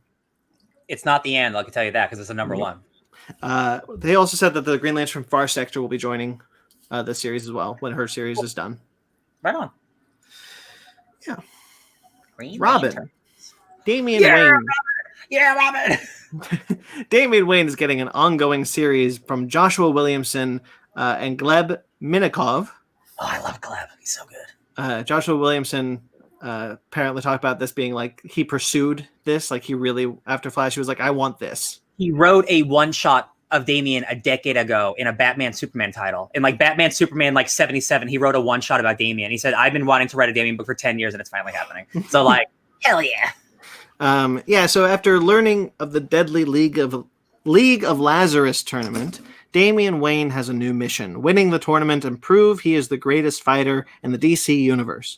But first, he must find the secret island where it's all going down. This brand new solo Robin series will force Damian Wayne to find his own path away from both sides of his family. New mysteries, new supporting cast, first appearance of new characters, and lots of fights. It's a tournament arc, guys. Yeah, it's tournament arc. It's the first arc of the tournament arc. I'm buying this book. I really hope nobody shows up. She was a really good character from the last Robin series, Robin, Son of Batman. Oh, okay, yeah. I hope that some of the supporting cast from there show up, like Goliath and her. But yeah, excited. I love Joshua Williamson, love Robin, love Damian Wayne specifically. There's another Batman book, though. The Batman and Scooby-Doo Mysteries is coming. Hell yeah. A 12-issue maxi series written by Ivan Cohen and Dario Brizuela. It's an all-new, all-ages series that teams with the Dark Knight with Scooby-Doo and the Sleuths of Mystery Inc. When Batman discovers his original purple gloves have gone missing, Velma, Shaggy, and Scooby-Doo travel back in time to Batman's Year One era to solve the case. Will this glove story have a happy ending? I didn't read that before then. That sounds awesome. Yeah, I'm into this book. Yeah. So it's time travel. Jesus. Yeah, I just saw the cover and I'm like, well, yeah, of course. Of course, this is the comic that exists now. I read the last time the Scooby-Doo team up digital series teamed him up with Batman a lot. I love it. Yeah. Yeah. This is like this seems like something that would have showed up in like the 1970s. I'm like, hell yeah. I'm glad this exists. It seems cute. Yeah. Scooby-Doo a lot. And I know Sparks does as well. Yeah, that's true. Guys, do you want another Batman book? I mean, we're already here, I guess. All right, Batman: The Dark Knight, written by Tom Taylor and Andy Kubert. I mean, you like Tom Taylor. Yeah, like it's just. And it's an old man Batman story. Oh, I didn't read that part. Oh shit, he's got your number. Tom Taylor. I feel like that meme where it's like that one girl when she tries to kombucha where it's like, do you want another Batman book? Written by Tom Taylor, Old Man Batman. Yeah, that's the thing where it's like, okay, but this is a 6-issue miniseries, so not a huge deal. Coming out in April, a horrific tragedy in the United Kingdom sends a very personal and deadly message to the Dark Knight, one that will draw Batman out of Gotham City to investigate. From the moment he lands in Europe, Batman will face a difficult investigation and unheard of adversaries and find the assistance of a partner once more, all in the hunt for the villain known as Equilibrium. New villains, new allies, a thrilling overseas adventure begins for the Dark Knight. Yeah, that's actually Where's cool. the old man part? Oh, that was in the article. Okay. That was in the article that they wrote about this. Like they talk about it like it's old man Bruce. It's him later in years. Cool. I'm glad there is Batman over too much Batman. There's always too much Batman. At least this is only a miniseries, so like if you're into it, you can get it in and out. It's not like taking the place of another like ongoing. Yeah. Do you guys remember Batman Europa, the Joker Batman team up book? I don't know if I read it, but I remember it. It's 4 issues. That wasn't bad. Yeah. I think Knight and Squire, which are two of my favorite Batman Inc. characters, will be in this. The Knight Squire. Oh yeah. The Knight Squire. Do you want another Batman book? No. Tom Taylor, Old Man Batman sated me. Yeah, that's all I did. Yeah. All right, well, too bad. Batman, the next Batman, will be continuing on from Future State. Okay, that's fair. That's fine. Yeah, That's fine. Batman, the next Batman, John Ridley, written by John Ridley, with art by Tony Atkins, Travel Foreman, and Mark Morales. Sorry. It's going to be a 4-issue miniseries. However, it will start as a digital first in February. Wait. This is like the big Batman books, like digital first? Yeah. That's weird. And then it will be a physical book in April. Oh, okay, gotcha. Yeah, so this is the next Batman. This is continuing on Tim Fox's story from Future State. Readers now know that after the events of Future State, Tim Fox is the next Batman. But what's his origin story? Why has he been estranged from Lucius Fox and his family for so long? Connected to the dramatic events of March's Infinite Frontier #1, these questions and more, and many more, will be explored in this thrilling new digital-first miniseries. Cool. What is the maybe they don't have one? Is there like a main Bat book? You know how you have Batman and then you have like the Dark Knight. Like those are out. What was that? Yeah, they have those. No, I know, but like, what is like the main Batman book coming out? Is it the next Batman? Is that the main one? No, it would be Batman. It would be James Tinian's Batman. Okay, sorry, I forgot that was just a regular Batman book that still existed. Sorry, because that's what I was trying to figure out. I'm like, who's like the main Batman title? I forget. There's just Batman still coming out. Duh. Yeah. Sorry, okay. Batman and Detective Comics. Don't worry. Batman will always be on I was worried Bruce Wayne wouldn't have a comic for a second. There's also Nightwing and I forgot because there's like too many Batman books. Yeah, I was about to say, it's like, god damn, even I forgot I forgot that there's going to be a main Batman book coming out. It's like, he's writing it. When I said DC Comics should add more diversity to the line, I definitely didn't mean 50 Batman books. It's no shit. Well, they're diversifying how many people are writing Batman. That's true. That's true. So, yeah. Okay, yeah, you got us there. But I want these people writing other things. Yeah. All right, anyway.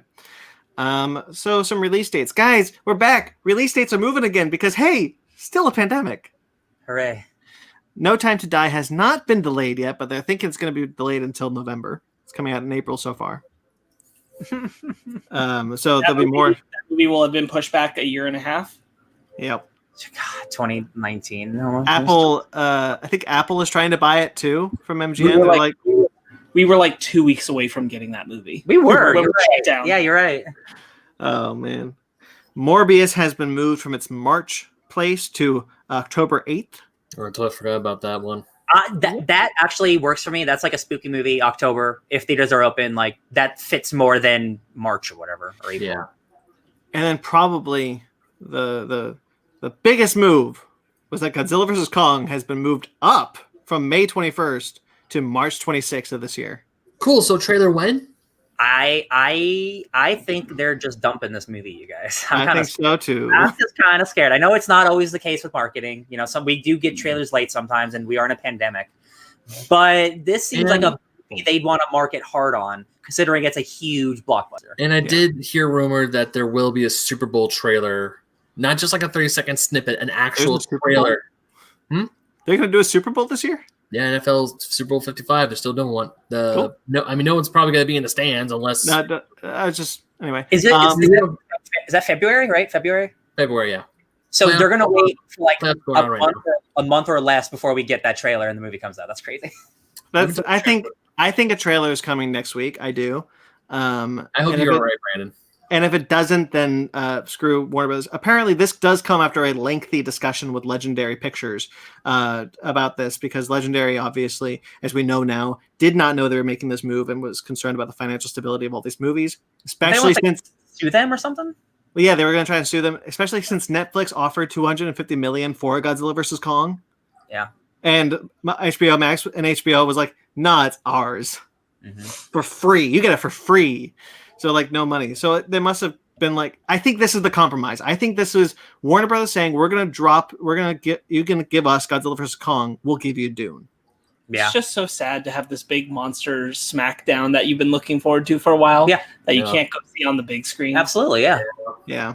Like the two, like Kong and Dune are really the two movies that I really want to see on the big screen. Yeah. More than anything. Like I want to see movies on the theater, but like I'm fine seeing most of the things coming out soon on my TV. Godzilla's a big boy, you guys. He's a big boy.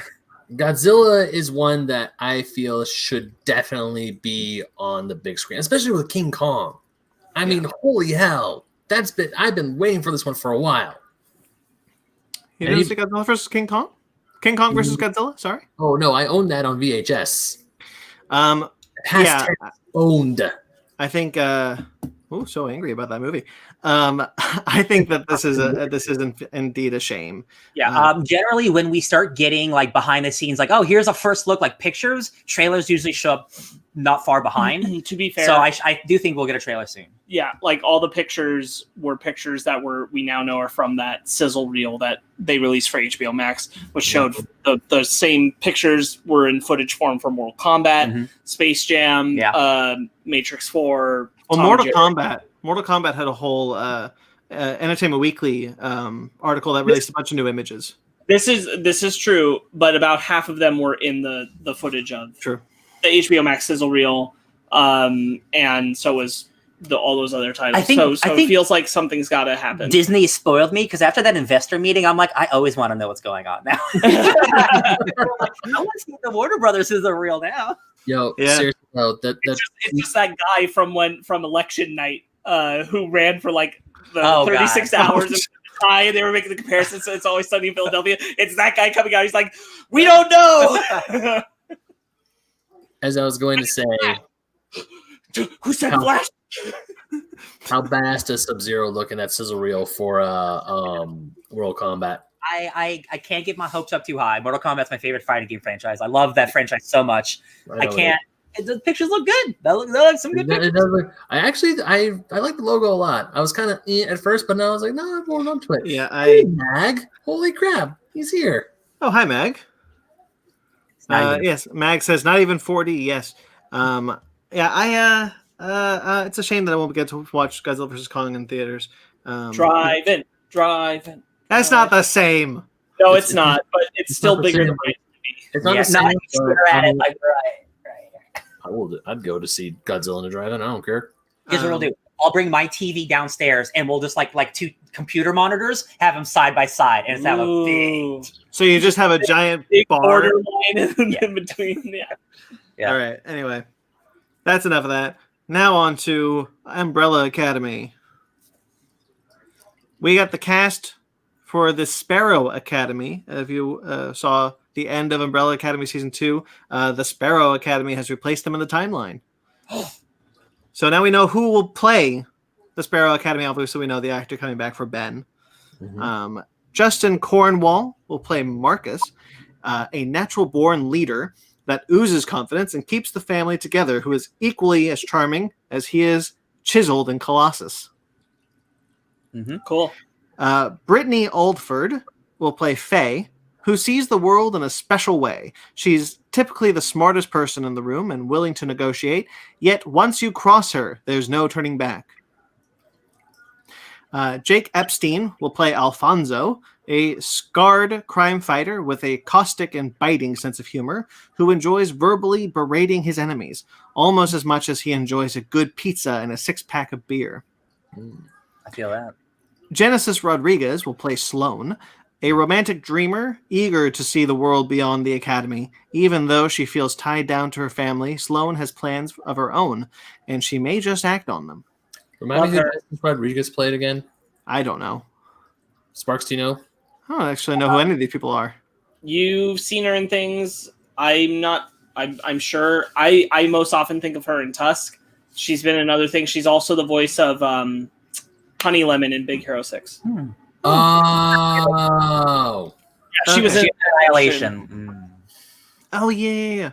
Annihilation reference this week, too. Good job, everyone. Kazi David will play Jamie, or Jame. Could be either one. A loner with a fear-inducing snarl you'd be wise to avoid at all cost. She doesn't say much because she doesn't have to. She's like blackballed. And finally, existential dread-inducing Psychronium Cube will play Christopher. A telekinetic cube that can turn the room freezing cold and induce paralyzing fear without so much of a warning. The trustworthy, loyal Oracle of the Sparrows is treated as just another sibling. Interesting. Okay. And that's the cube we saw in the end. I like cubes. Cubes are cool. Yeah. All right, Last of Us has a new director. That shit's happening.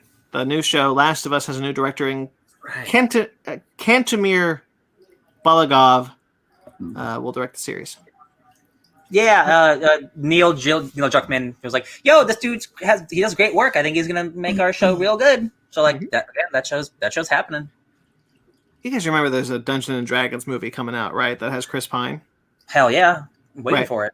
Okay, Derek Kolstad, who created John Wick, with the Stahelskis, has been brought on to write Dungeons and Dragons, the live-action TV series. Oh, are they doing a multimedia bullshit thing here? Yes. Oh no! Just get a D&D movie out first. I thought the D&D movie, because when you said that, I was like, hold up, that's being written by Joe Manganiello. No, it's not written by. It's not being written by Joe Manganiello. Well, there was a different one he was working on with Warner Brothers. That was a while ago. Yeah. I don't think it's the same one.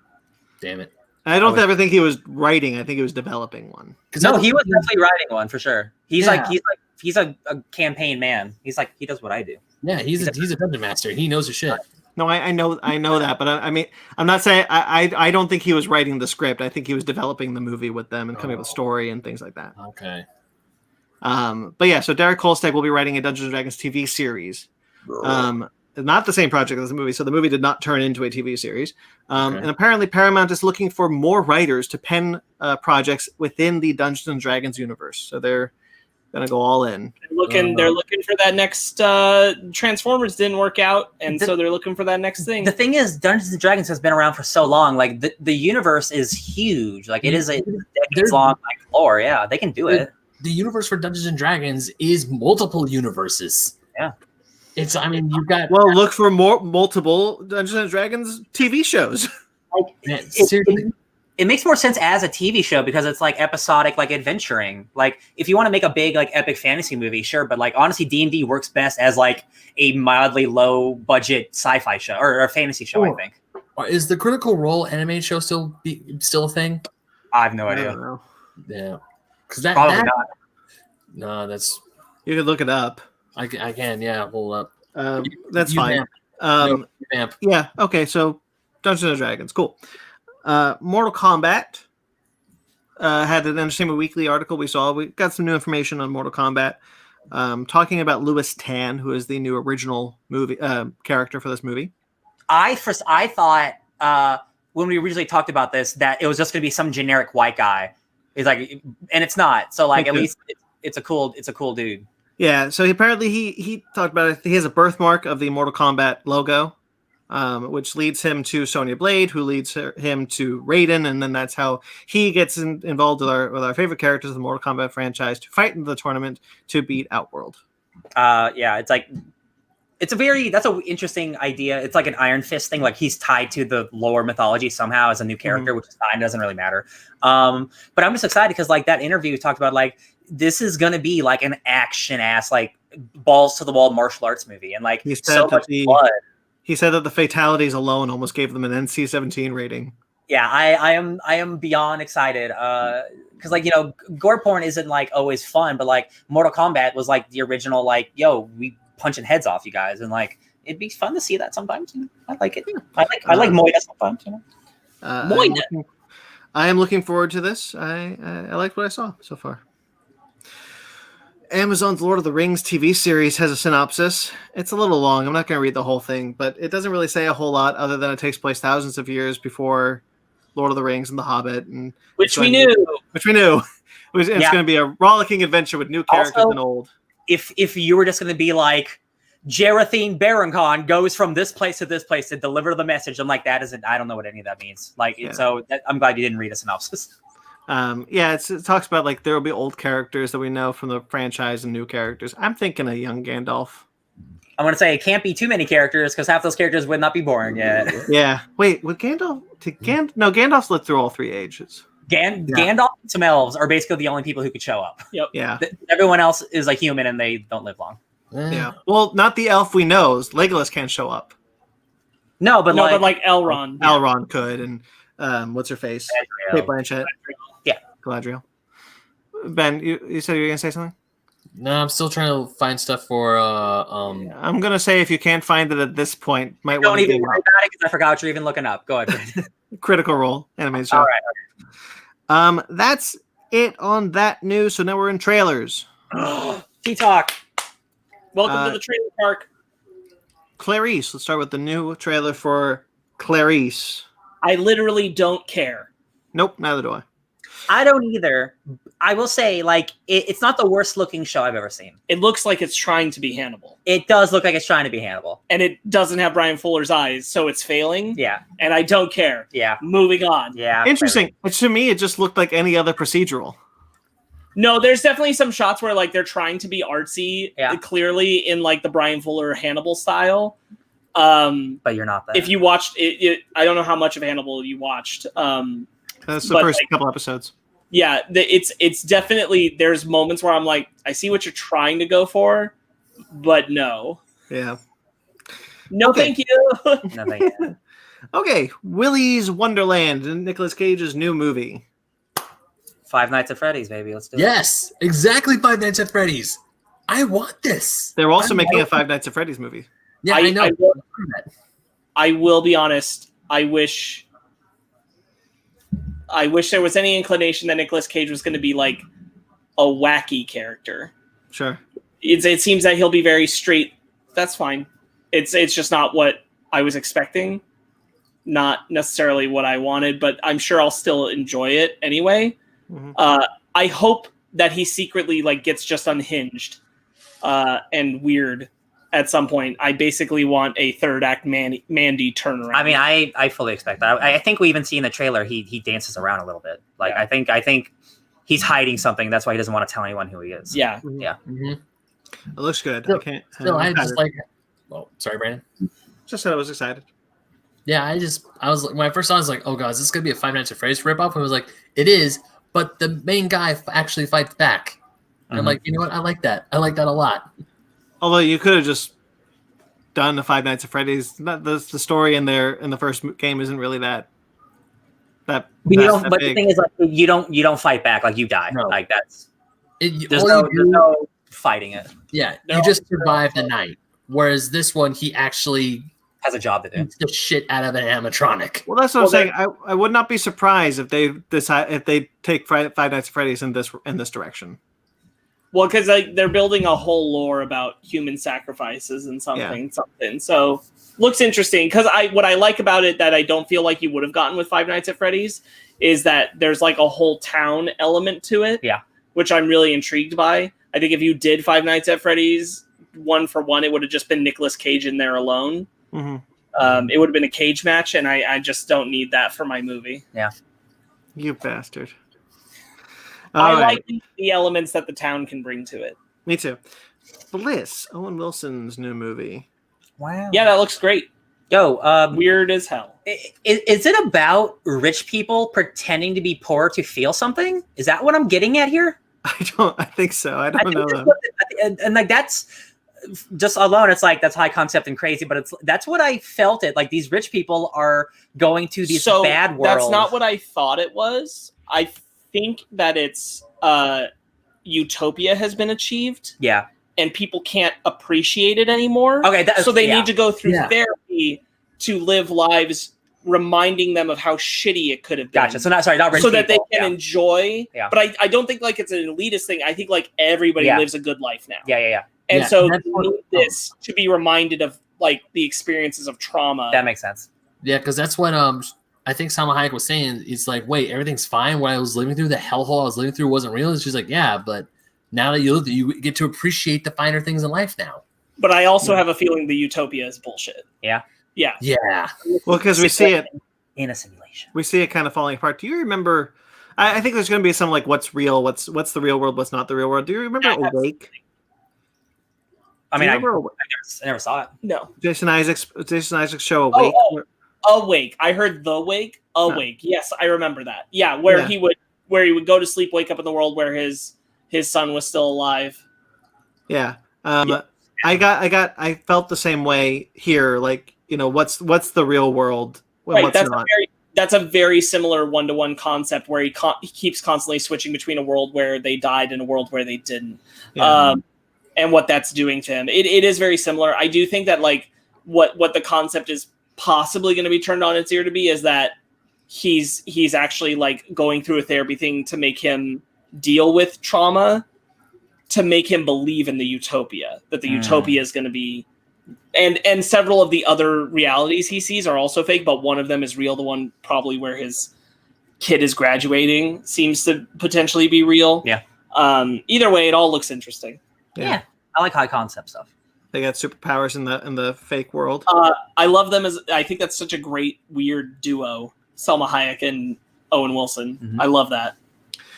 All right, Pokemon Snap. I got a trailer. Oh, we didn't watch this, but I watched it already. Did you watch it? I watched it. No, I didn't watch it. It's just a new Pokemon Snap trailer. Yeah. I mean, that's great. I want to play that game. It looks. Hey, you ever play Pokemon Snap? It looks like that, but better. But better. Yeah. And a Great. whole lot more Pokemon too. Well, I love better it. be. It's been 25 years. Just bringing up Selma Hayek reminded me that the Hitman's bodyguard still has to come out. The Hitman's wife's bodyguard. Whatever. Oh, I might or might not know about that. I mean, like, movie. it's crazy that movie is still forever I saw that movie away. like a year and a half ago, baby. I think at this point your NDA might be just null and void. Hilarious. I might or might not have seen a sequel to a movie. a long time ago. Yeah. That might not come out for another year. That was actually like a year and a half ago. Oh my god. Was it like done when you watched it? No, it was like 80%. Like the special effects were missing. Right. I'm sure it's 100% now. Yeah. All right. Zhongji, Oh, I didn't see this one. I think it's how it's pronounced. You didn't see this one, Ben? Oh, this is the one you should have seen, dude. I'm not sure. You made a mistake. It's like I don't know if it's Chinese mythology or It is Chinese, but it's just gorgeous and it's like there's so much crazy shit going on. Chris Abbott? It is a Chinese animation studio. It's a Chinese animation film. It's about the looks great. Ninetales. It's about the Nine-Tail myth. It looks great. You should actually check this out, Ben. It looks cool. The English trailer has Chris Abbott as the lead, Vegeta. Yep. Or Piccolo, or All Might, or so many other things that you can think Everyone of. from our childhood. Yeah, this looked really great. I was really happy I saw this this morning and I put it on there. Yeah. Cherry, Tom Holland and the Russo brothers. Wait, Jerry wasn't on the list. Sure was. Yeah, it was. Yeah, it was. No, it wasn't. I'm looking right at it. Watch it, Ben. Cherry is a new movie. I just don't know if I want to see this movie. If I'm being honest. Man, I'm so glad to hear you say that because I sat there and I went, I don't know. No, like I like Tom Holland. I like the Russo brothers. I like drama about like dealing with PTSD and stuff. But just everything about this was just like, nah. Ben just looked at our Google Drive document and saw that Cherry was in fact on the list. Yep. Hey Ben, you want to see Tom Holland be sad and shit? Okay. Not really. Yeah, I don't care. Probably gonna see him be sad in Spider-Man 3. So. Yeah. I almost, because he has that repetition of like, it's like I can see what's going to happen and it's a nightmare. Mm-hmm. And I wonder if there's like something extra to it, but I don't think there is. I think the Russo brothers made this movie because they were like, we want to make something that's the opposite of Endgame. Like we wanted to make a small movie about characters again. So I think that's just what this is. It's also based off a book, and I think the book's just about a sad guy dealing with shit. Yeah. I should like everything about this, but I'm just like, nah, I'm cool. Yeah. It just didn't feel like anything really new. No, I've seen Jarhead that came out 16 years ago with Jake Gyllenhaal. That's I mean, like, I was thinking of God, what's the name of the actor from Whiplash? Oh, Miles Teller. Thank you. Miles Teller did like a PTSD military film like 4 or 5 years ago. He did. You're right. And the trailer looks so just like beat for beat, like everything you just expect from it. And I didn't get a lot of anything different from that in this one either, where I'm just kind of like, I know what this is. Yeah. And I'm not really here for the like, let's rehash a one-sided conversation about military PTSD in America. Yeah. Mm-hmm. I agree. Okay. Well, that'll do it for trailers. Anything else you guys want to bring up before we move into our main topic? Nope. All right, so we're gonna do our main topic. Live people, you get another theme because now we have a theme for the main topic.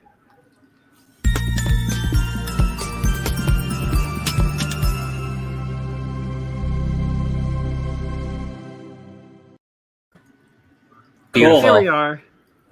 Here we go. Here we are. We're in the main topic. Christmassy. A little Christmassy. A little bit. It's like you're opening a gift. This is the main topic where we're going to talk about Lupin the Third, the First. Woo! Lupin the Third. Full spoilers for the latest movie with Lupin the Third. All right, what do we think about this one? I'm gonna go first. Man, are you kidding me? Come on, guys. And this might be the coolest animated movie I've seen in my life. In terms of story, it's pretty simple and fun. Characters are great. But looking at this movie, I was crying how good it was. Oh my god. Anyone else? Yeah, I mean, like, it's certainly not reinventing the wheel.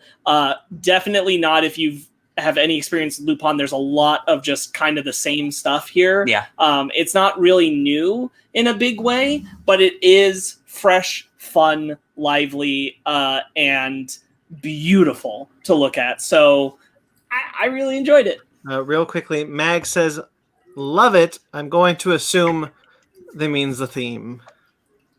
No, he loves cherry. Ben, what'd you think? This movie's gorgeous. This movie is beautiful. This is I want to say this is translation from hand-drawn 2D animation to 3D CG animation perfected. Because I used to watch the anime on Adult Swim back in the day, and I was like, this looks exactly like it. And I mean, we'll get into the story, we'll get into the action, but it's great. It is gorgeous. Every time I remember watching this movie, going, my God, that's beautiful. Yeah, I have never seen anything involving Lupin the Third. Really? I thought you was it you or Sparks who told no, it was Sparks who told me to watch the Castle of Caligostro. Yes, it was. It was probably let's be real. Yeah. So this is the first ever thing I've seen of this character, and I really liked it. I thought it was a blast. I'm glad. I'm so glad. Yeah. Lupin is weird in its continuity and the way it works. If you are familiar with the series, the continuity goes by the color of Lupin's jacket. Tells you what iteration of the characters and time period and that kind of stuff it's supposed to be. There are 4 or 5, I believe. The most modern and recent one is the blue. This being the red jacket places it back in the 3rd iteration, which is the most popular and also has the most stories. That doesn't change a lot. The characters are practically the same. All it usually shifts is maybe a few origin stories here. Certainly like the time period that they're dealing with, like the most modern interpretation is nowhere near World War II or post-World War II. It's much more close to modern age. But this one takes place in that setting, and I really, really liked it. Also, not all Lupin stories, a few, but not all are like this. They're not adventure-style things. They're usually more in the vein of Pink Panther or murder mystery kind of things.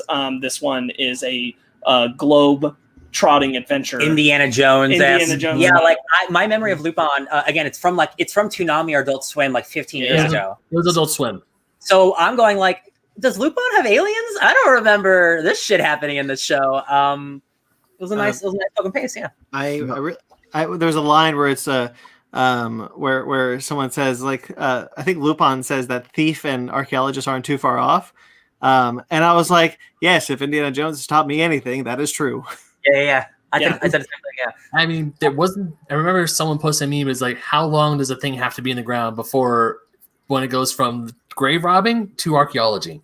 Yeah, that's good. I really like adventure stories. I'm not familiar with this character very well. I did find out a lot about his creator though this week. After we watched the movie, we looked up what's his name, Monkey Fist, Monkey Punch. He passed away in 2017. Yeah, 2017. Yeah, and he has actually a quote in the movie from 2017 that I want to bring up that I thought was really sweet, knowing that he had passed away. That he wants to keep taking Lupin on adventures around the world forever. It's too bad. No. Sorry. He did die in April 2019, the same year that the movie was coming out. Oh, okay. The quote is from 2017. He passed away earlier that year before the movie was released. He was working on Justice League cartoons with DC Comics. He was hugely influenced by DC Comics, apparently. And those are still coming. He did the designs. They're going to be like a merchandising thing in Japan. Right on. Yeah. Lupin is a really interesting pulpy character who has survived and kept his style. Lupin, the anime, will hit its 50th anniversary next year. This year. This year is going to be the 50th anniversary of Lupin, so they're looking for another way to celebrate. It's been around a long time, but that that trend, that style of Lupin really works and continues to work for a lot of people. It's very nice because even just you being unfamiliar, Brandon, me being slightly familiar, like we can both just jump in and get exactly the same stuff out of this. Yeah. You know, like the things I love about those characters, all those things are pretty much reintroduced to you here anyway. So like you're getting the same enjoyment out of it that I am of seeing them again. Pop's constantly busting open a door and shouting Lupin and then sending in like faceless police drones. He was always constantly. my favorite dude. He's so good. I love him because like most cops are like, you know, they're gritty and they're like, oh, I gotta catch this guy or it's the end. He kicks up a door. It's my enemy. I'm here to get you. He's just always so stoked to see his villain, and I eat that shit up. He's always smiling. I love it. Yeah. There was the scene in the desert is my favorite because first off, like a little bug vehicle shows up in the desert, driven by his two pals who just happened to drive from Japan to here. Yeah. Absolutely, that's what they do, and that's ridiculous, and I love it. And then he's like, "Well, there's one guy who's going to track me down no matter where in the world I am." And it's just in the helicopter, Lupin. It's so funny. Yes, the humor is top notch. Lupin is wonderful because he is a silly yet competent thief. However, he's dumb. His competence, his overcompetence comes from the fact that he knows someone else is always going to bail him out, which is the other competent individuals he surrounds himself with, which is like the greatest samurai who's ever lived, the absolute best female thief in the world, and the absolute best sharpshooter that has ever existed. You need nothing more to prove that than when he shoots the screws loose on the traffic sign. Oh, it's so good. Well, I love that part. Especially love when Jigen takes his pistol and just goes like 2 shots, and then the slow-mo bullet moving the bolt off. I was like, that is so cool. That is so evident in this movie by the fact that he jumps out of a plane confidently knowing that he's going to get rescued before he hits the ground. It's exactly true. Like Lupin is his major thing is that he's just always like, if I don't have it handled, I know someone else has it handled, so it's gonna be fine. He believes in his team so much. He's like, yeah, I can put myself in danger no matter what at all times, and I'm gonna be okay. I'm like, I guess that's one way of doing it, my guy. Yeah. But especially that girl, like he's so confident that girl's gonna show up, even though it's his rival. Yeah, in a plane. Yeah. So they Fujiko and Lupin have a interesting like rival friendship, and it also depends on the jacket era. This is another one of those things where that matters, depending how much that rivalry runs deep. But in the red one, it's a very playful, like she's always part of the team, but she's also always constantly like just making sure she gets out with a little bit more reward than Lupin, in one way or another, whatever that means. She's a great character. He's also like a thief with like a heart of gold. Yeah. Like he's stealing stuff, but like he lets himself get caught by the cops just to make sure that she's going to land okay. And like if she like falls off the roof or something, like he makes sure like, oh my God, is she about to die? Even though I'm about to get caught. Like he's still a good person despite, being Robin Hood-esque and thievery and stuff. So the story here is that they need to get this journal from Brisson. No, the Brisson diary. Get this doomsday weapon. Yeah, Lupin's other thing, just speaking to him as a thief real quick, is that he's very he's driven by the challenge more than the reward. The rest of the team is driven by the reward. They like Lupin, but they want the reward. Lupin is just more interested in the challenge.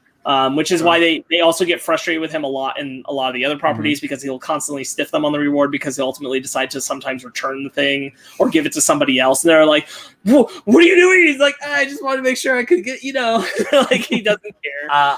I love the scene near the end, like when he has to go through like the death hallway and he sees his grandfather's hat and he's like, oh, he can do it. Oh yeah, baby. And then he's just like, it's my turn, baby. Yeah. Like, all the unbridled enthusiasm that the whole team has. Like this whole movie, it's just bursting with just like positivity about people stealing shit.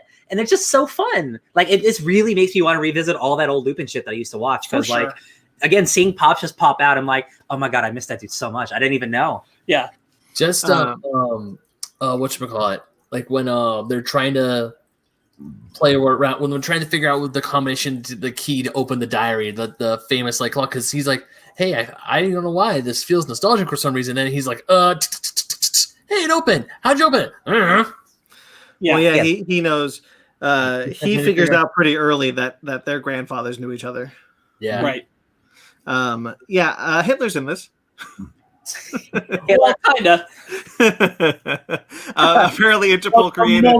The moment they wheeled him out, I'm like, that's Lupin. Yeah, he's like, oh, that's not Hitler. That's absolutely Lupin. Interpol apparently sent around a picture of an aging Adolf Hitler to try to flush out Nazis. And it worked. It worked. I love the guy so fanatical and just like, Adolf Hitler is alive. I know it. I really enjoyed the opening. The way that the film started, I thought that was really great. Especially because I didn't peg right away that like this wasn't going to be Lupin. Yeah. Because I don't remember the Red Jacket's history with his parents or anything like that. And I'm like, oh, is this Lupin? Is that why we're Lupin the First? This is the grandpa and everything? But it turns out to be the girl. But that still ties in heavily to Lupin's grandfather, which is cool. Yeah. Lupin's grandfather created the case that holds the Bresson diary. Yes. Which I think that's because while I was watching this movie, as much as I was loving it, I was like, but to me the title still doesn't make sense. It's like, what is it? Why do they call it Lupin the First? And then with all the stuff with the grandpa, I was like, oh, maybe that's why they call it the First. Because that's exactly why. Yeah. It's because he's completing something his grandfather left for him to complete, which is Lupin the First's mission. Yeah, it's kind of one of those things that probably doesn't sound great when translated. Probably. I had it and it's gone. I just think it's great. Planes look cool. They do look cool. That seaplane dope. Yeah. I really enjoy. I said this before. I really enjoy period adventure stories. Just how much the tone of this is so right up my alley. This is just a rollicking good time trying to save the world.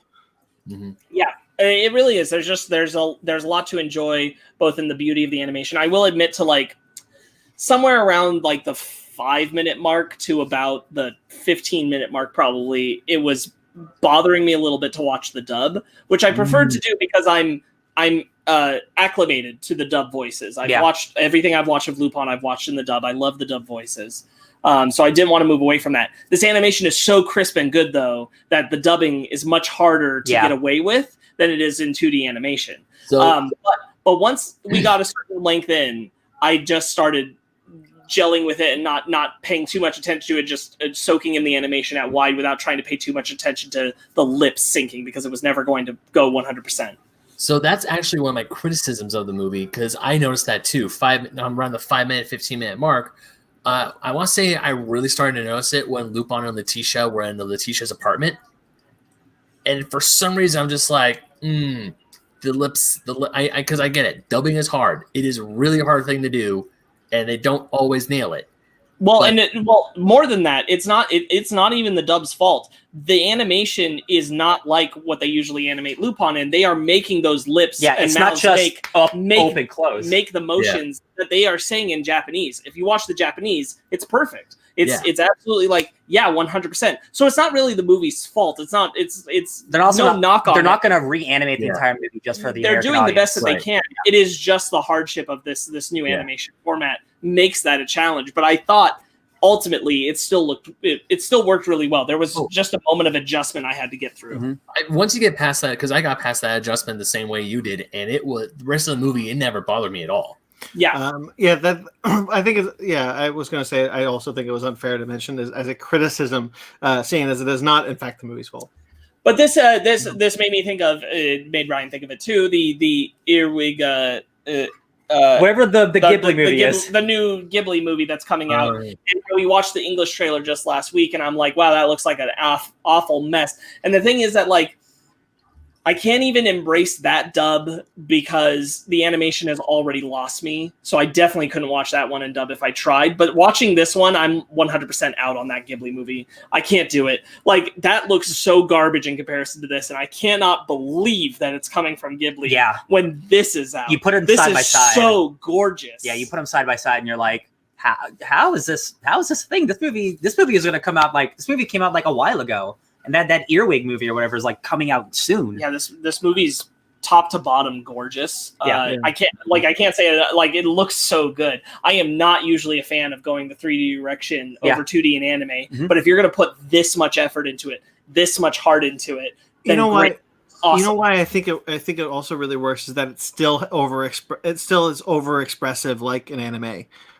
They don't tone down anything. It's the exact same thing that you'll see in an anime, but in 3D. Not only that, Ben is exactly right with what he said earlier. It looks just like every other Lupin. It's just prettier. Yeah. But all the characters are doing the exact same mannerisms. They're behaving the exact same way. They move the exact same way. Lupin has a very specific body movement. They recreate it 100%. It is exactly those same things, the same style, just done really gorgeous.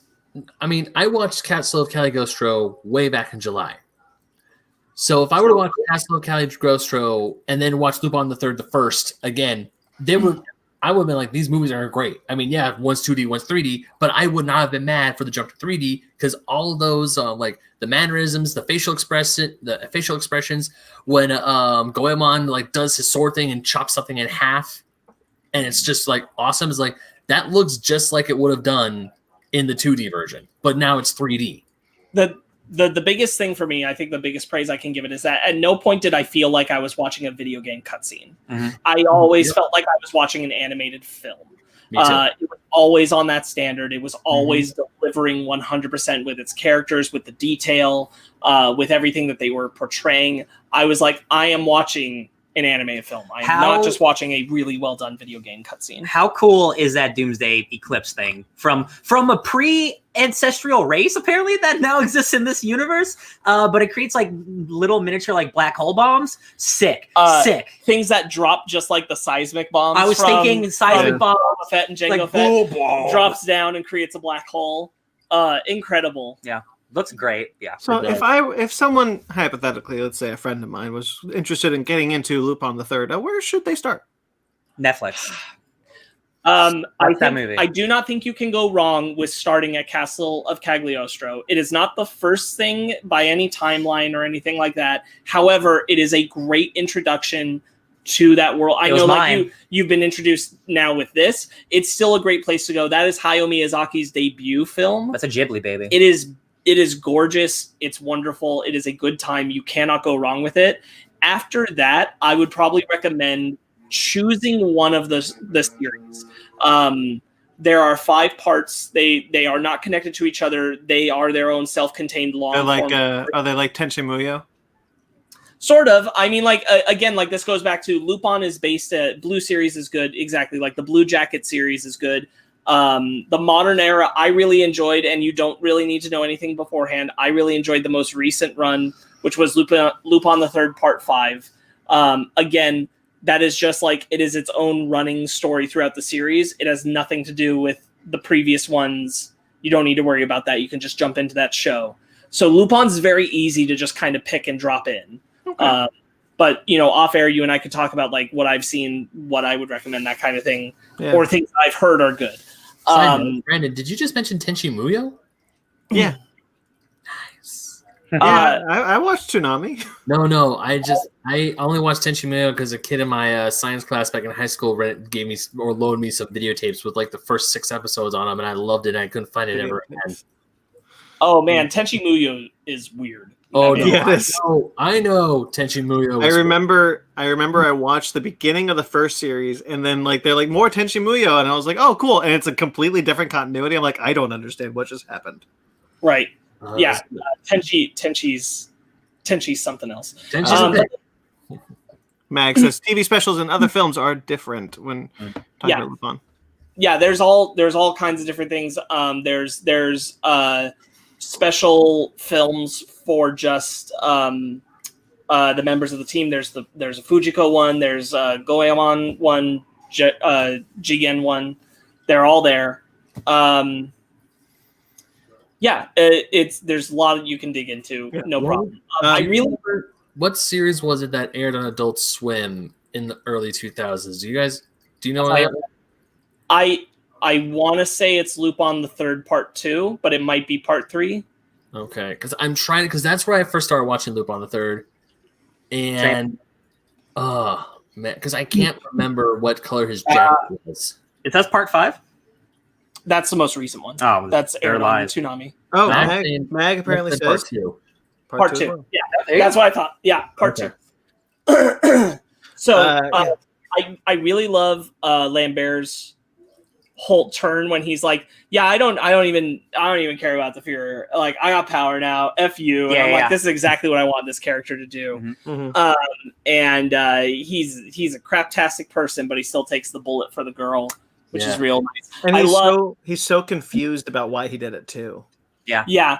And I love when he's like, you were just a pawn. That's all he can say as he's dying. You were just a pawn. I love when he grabs Lambert by the face and just lifts him away. He's like, are you out of your mind? Like, it just and I'm like, yeah, dude, he's just going to beat the shit out of you. You're old.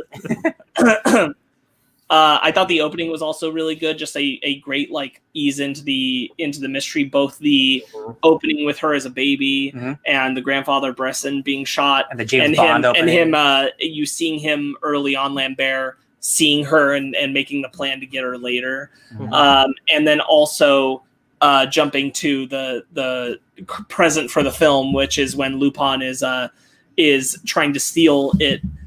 From the exhibit that they're doing for the premiere. And he's like the chief of security or something. Yeah. And it's like, I figured out this is Lupin. He's like, oh.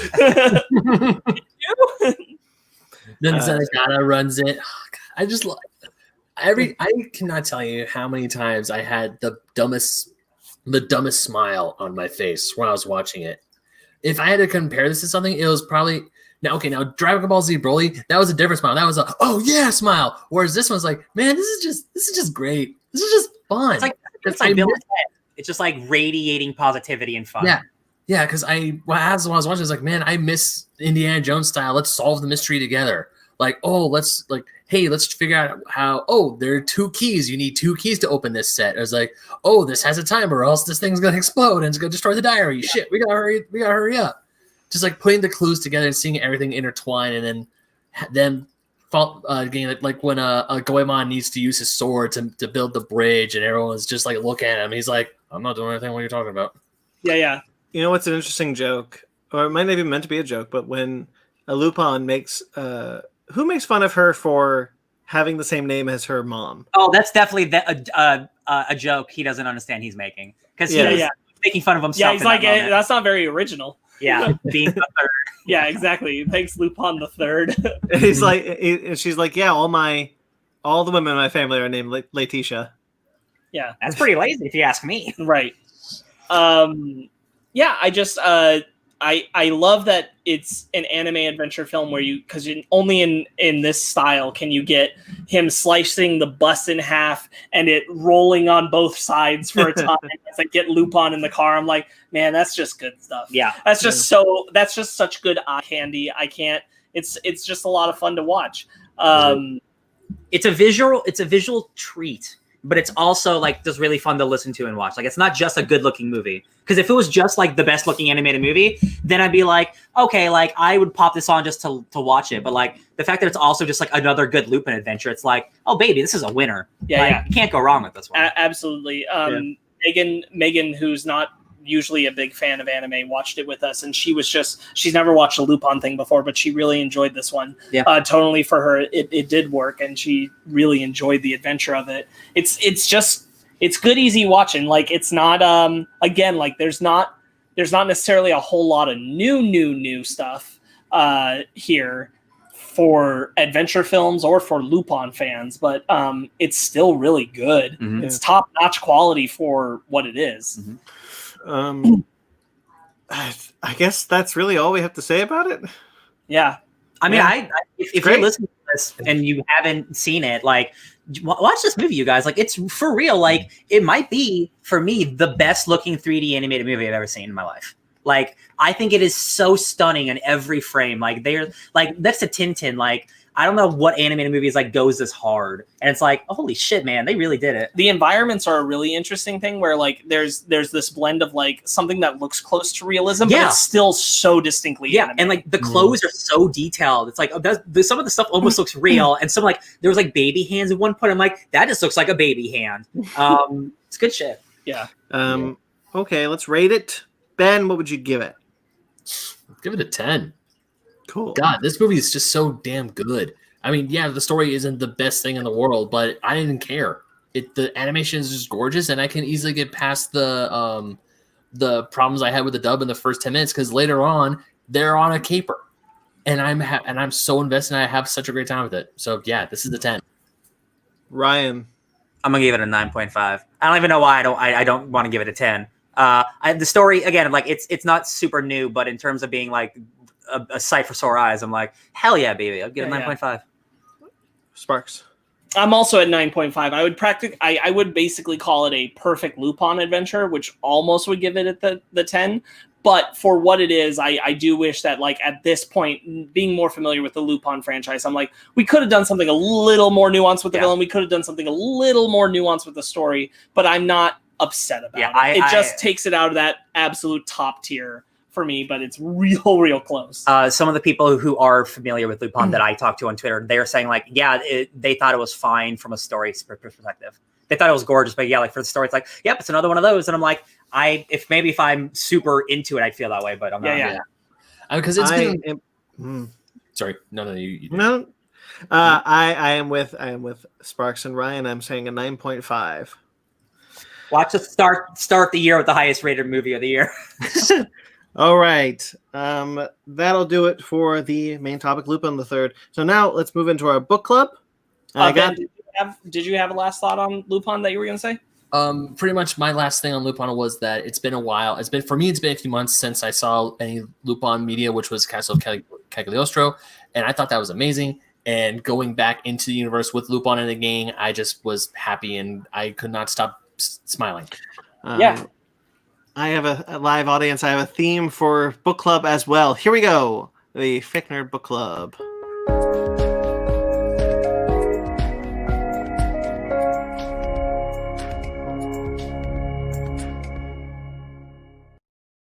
I really like the logo. There are what's so funny? Oh, nothing. You'll never hear it. There are lyrics to that fun fact. Maybe I'll tell them to you on Patreon. Subscribe to that Patreon. Hear the lyrics to the Fic Nerd Book Club. La la la. Also, if you didn't notice, the book, the bread and butter theme is still the da da da da da da. You know, like the here's your bread and butter. Yeah. It's like. All right, my book club this week is Superman: Secret Identity, written by Kurt Busiek and drawn by Stuart Immonen. Yeah, Superman: Secret Identity. This is basically what if a boy named Clark Kent in the real world got the powers of Superman. Yeah.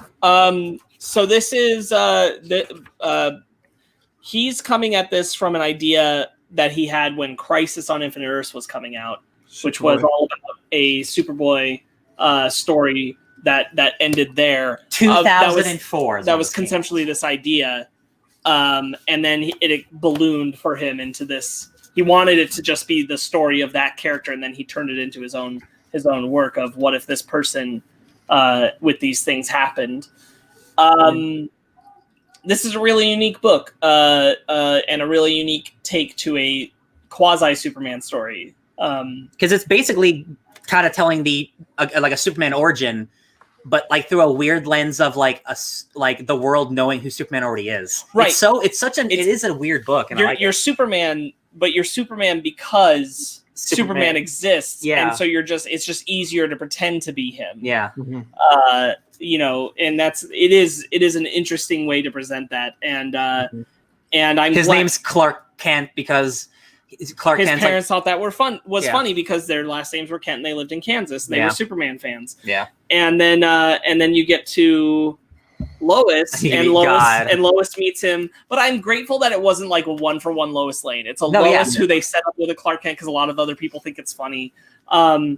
He even says he's been set with 18 Loises, 5 Lanas, a couple of Lanas, and one Court. I won't lie, like I'm really grateful that her name wasn't Lois Lane. I'm really grateful that she was Indian. I thought that was a really nice addition to it. Mm-hmm. When she talks about this happening to her a bunch, I'm like, who's taking Lois I forget her last name. It's like Lunder or something. Yeah, like it's an Indian style last name. Who's taking that girl and going, "Oh, you got to meet this Clark Kent"? Like, I get it if it was Lois. I understand that. I understand why people do that to Clark Kent.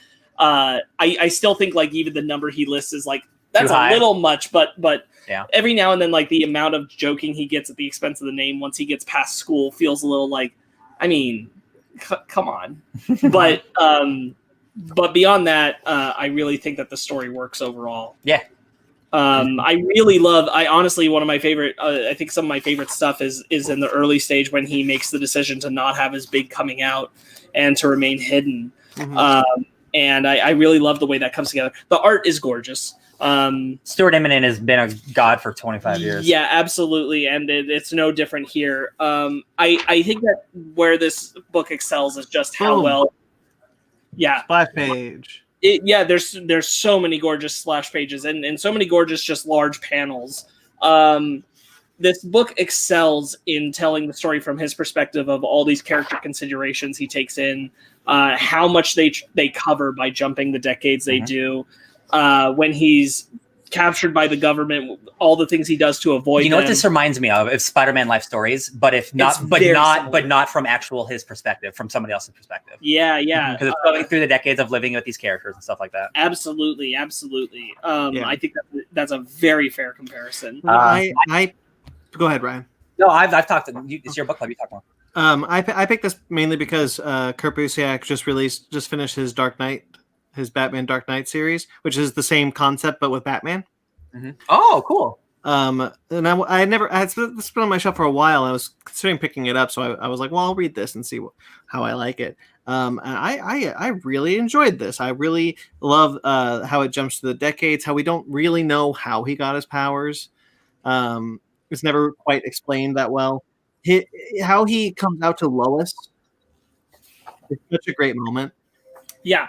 Absolutely. There's a lot. I think. This is another one of my favorite parts is when he's forced to be called away from the birth of his children, but he's listening the whole time. Mm-hmm. I was like, man, this is just good, real good character shit, and it's like it's dressed up in Superman, but like, and it's just it's nice that like he's just a person who wants to help people because he feels an amount of like I should, but not like I need to kill myself doing it or a total responsibility for the world. He's like, I should just, when I got the opportunity, I need to go out there and do something, and because otherwise I'm wasting it, and I won't let I love when he's talking about like going out there still after the government when he's coming up from the ocean and everything, and he's saying like, I won't let them take this from me. I just won't. I can't. Yeah. There's a lot of there's stuff in the fourth book with Malloy, the agent that works with him. I really enjoy their relationship because it's really antagonistic, but the description, the interior monologue of Clark talks about like how he kind of wishes it wasn't, but then he remembers it works for the federal government and blah blah blah. And then he specifically says, "I remember the first time." Yes, when I couldn't trust them, and he won't let himself forget it. Yeah, and at the end of it, he's pretty sure that the government has superpowered people in their employ, but he doesn't know for sure, and he doesn't know what he should do about it. And then when Malloy retires and like kind of like confirms it, and he's like, and at the end when Malloy knows that he's Clark Kent, and Clark's like, no, maybe I should have gotten him that scotch. Yeah. I thought that was a really good thing because it kind of subverts the antagonist to friendship thing until just the very end when it was like, oh, after this whole time you and I could have just been friends. Yeah. Absolutely. I think that relationship is really good. I love the way that they button it and end it. I love the comic book. I love that he just kind of outlasts the government's need or interest in him. From fear. Another one of my favorite parts is this whole section when he's captured, and as he's captured by the government, he's hallucinating into classic Superman comic strips of being punished by Brainiac. And I love all those old school comics that he reads, which then spills into the beautiful, like mostly chromatic images of him breaking out of the lab, seeing what they've done, being so distressed, destroying it, and leaving it behind, and then being in trauma from it for a while. I thought that was all just so good. I also really like the reporter in the first book who sets up an explosion on a gas main in Kansas just to expose him. He's mine. Yeah, the way that he describes, like, I just knew the moment she was coming forward like that, she did this. I didn't know how, but I knew she did this. Yeah. I love that. Like, again, he doesn't need to be Superman, but he wants to help out. So like he'll wear the Superman suit and he'll be a blur. And if people see them, then it was just Superman, and like that's okay with him. Well, people will think they're hallucinating because like, oh, you were saved by Superman. You must have hit your head too hard.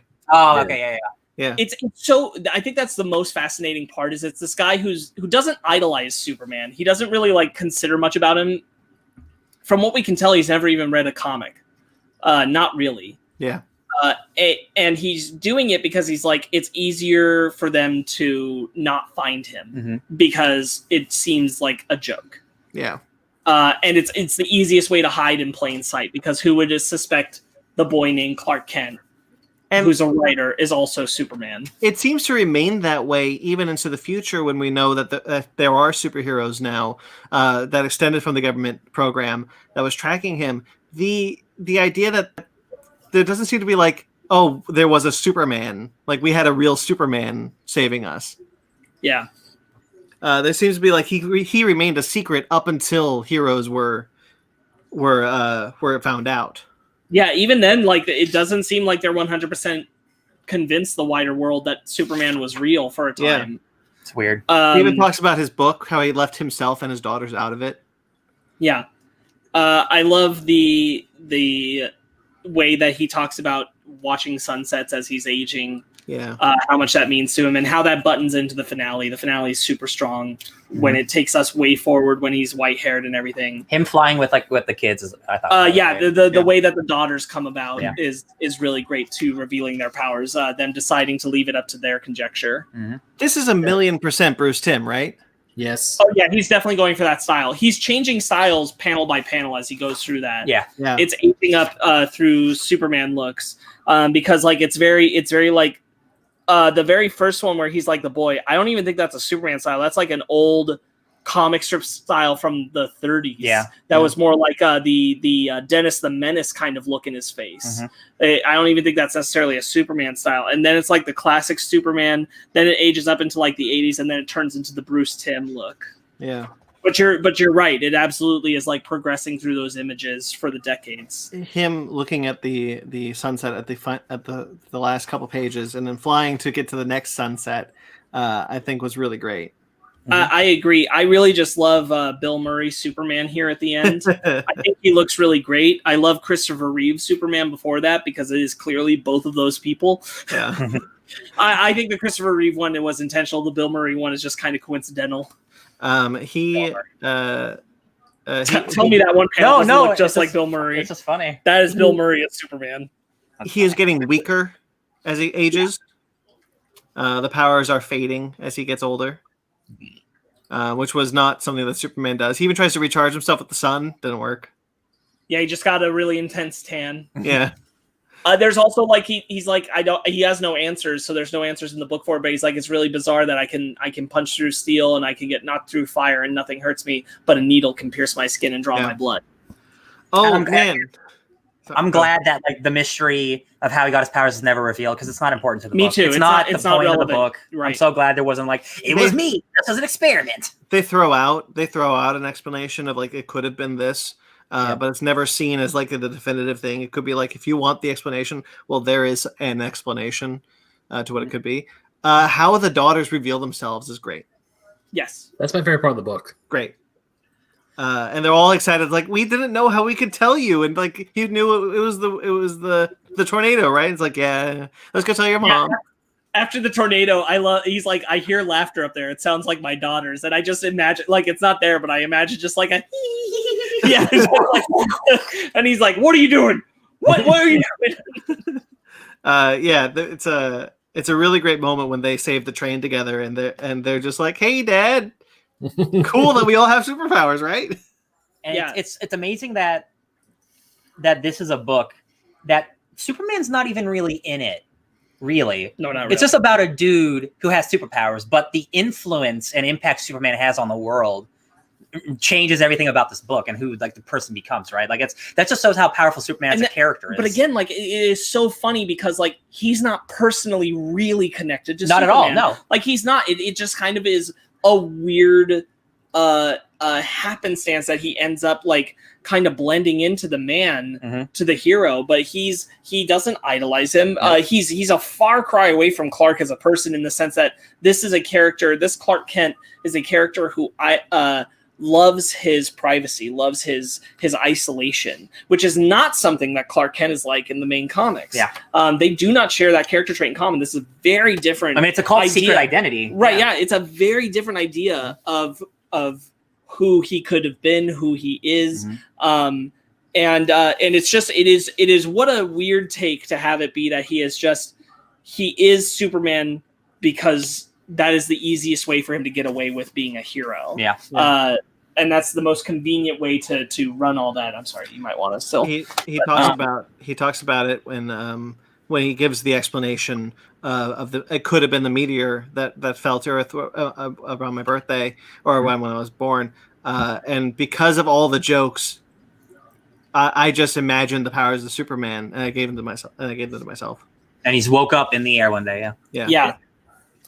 Okay, that's all I got. Well, I got something. Go ahead. Yeah, so because I've seen this book on the shelves at bookstores and comic shops and cons all the time, and I thought to myself, it's like, maybe one of these days I'll pick it up. So I'm really glad you did, because I absolutely adore this book, because this book, to me, still is important to people who say that, oh, how can we relate to Superman? Because this shows what Superman truly is at his core, and that is if you have the power, you can help people with it. Yes, this Clark Kent isn't like the mainline comic books Clark Kent, and not by a long shot. Sparks said that, and he doesn't really want the powers. He doesn't like Superman at all, but he knows what he can do with it. And because when I first started reading this, I was like, "Oh, is this like Superboy Prime? Is this like I thought it was like Connor for like the first issue, like half the first issue. Yeah, and it's like, are we getting? Is this like where Superboy Prime shows up? What? But he's evil. What's going on here? And then when Clark Kent realizes he has these powers and he goes Superboy Prime didn't start evil. Oh yeah, you're right. He didn't start evil. But when Clark saves Cassie, and then when he realized, oh, the reporter did it, I still, and as he keeps writing his journal, he still says, I still want to go out and save people, but I can't be in a spotlight doing it. That to me is like, that's what Superman is. He still wants to go out and help people. I mean, he's not in the spotlight. He's not flashing. He's not doing flybys on New York City every day, but he still wants to help people, and he still does. The glasses, they're bringing the glasses in a really cool way. It's like, it's not for people at work to not recognize me. It's for people who saw me for like a second in the glass tube. So not recognize me. And he talks about, like when he knows like he's going to get up close, he's changing his contact lenses. He's morphing his cheeks. He's changing his ears so that he's not the same looking. Yeah. I'm really happy that Superman never has to go through.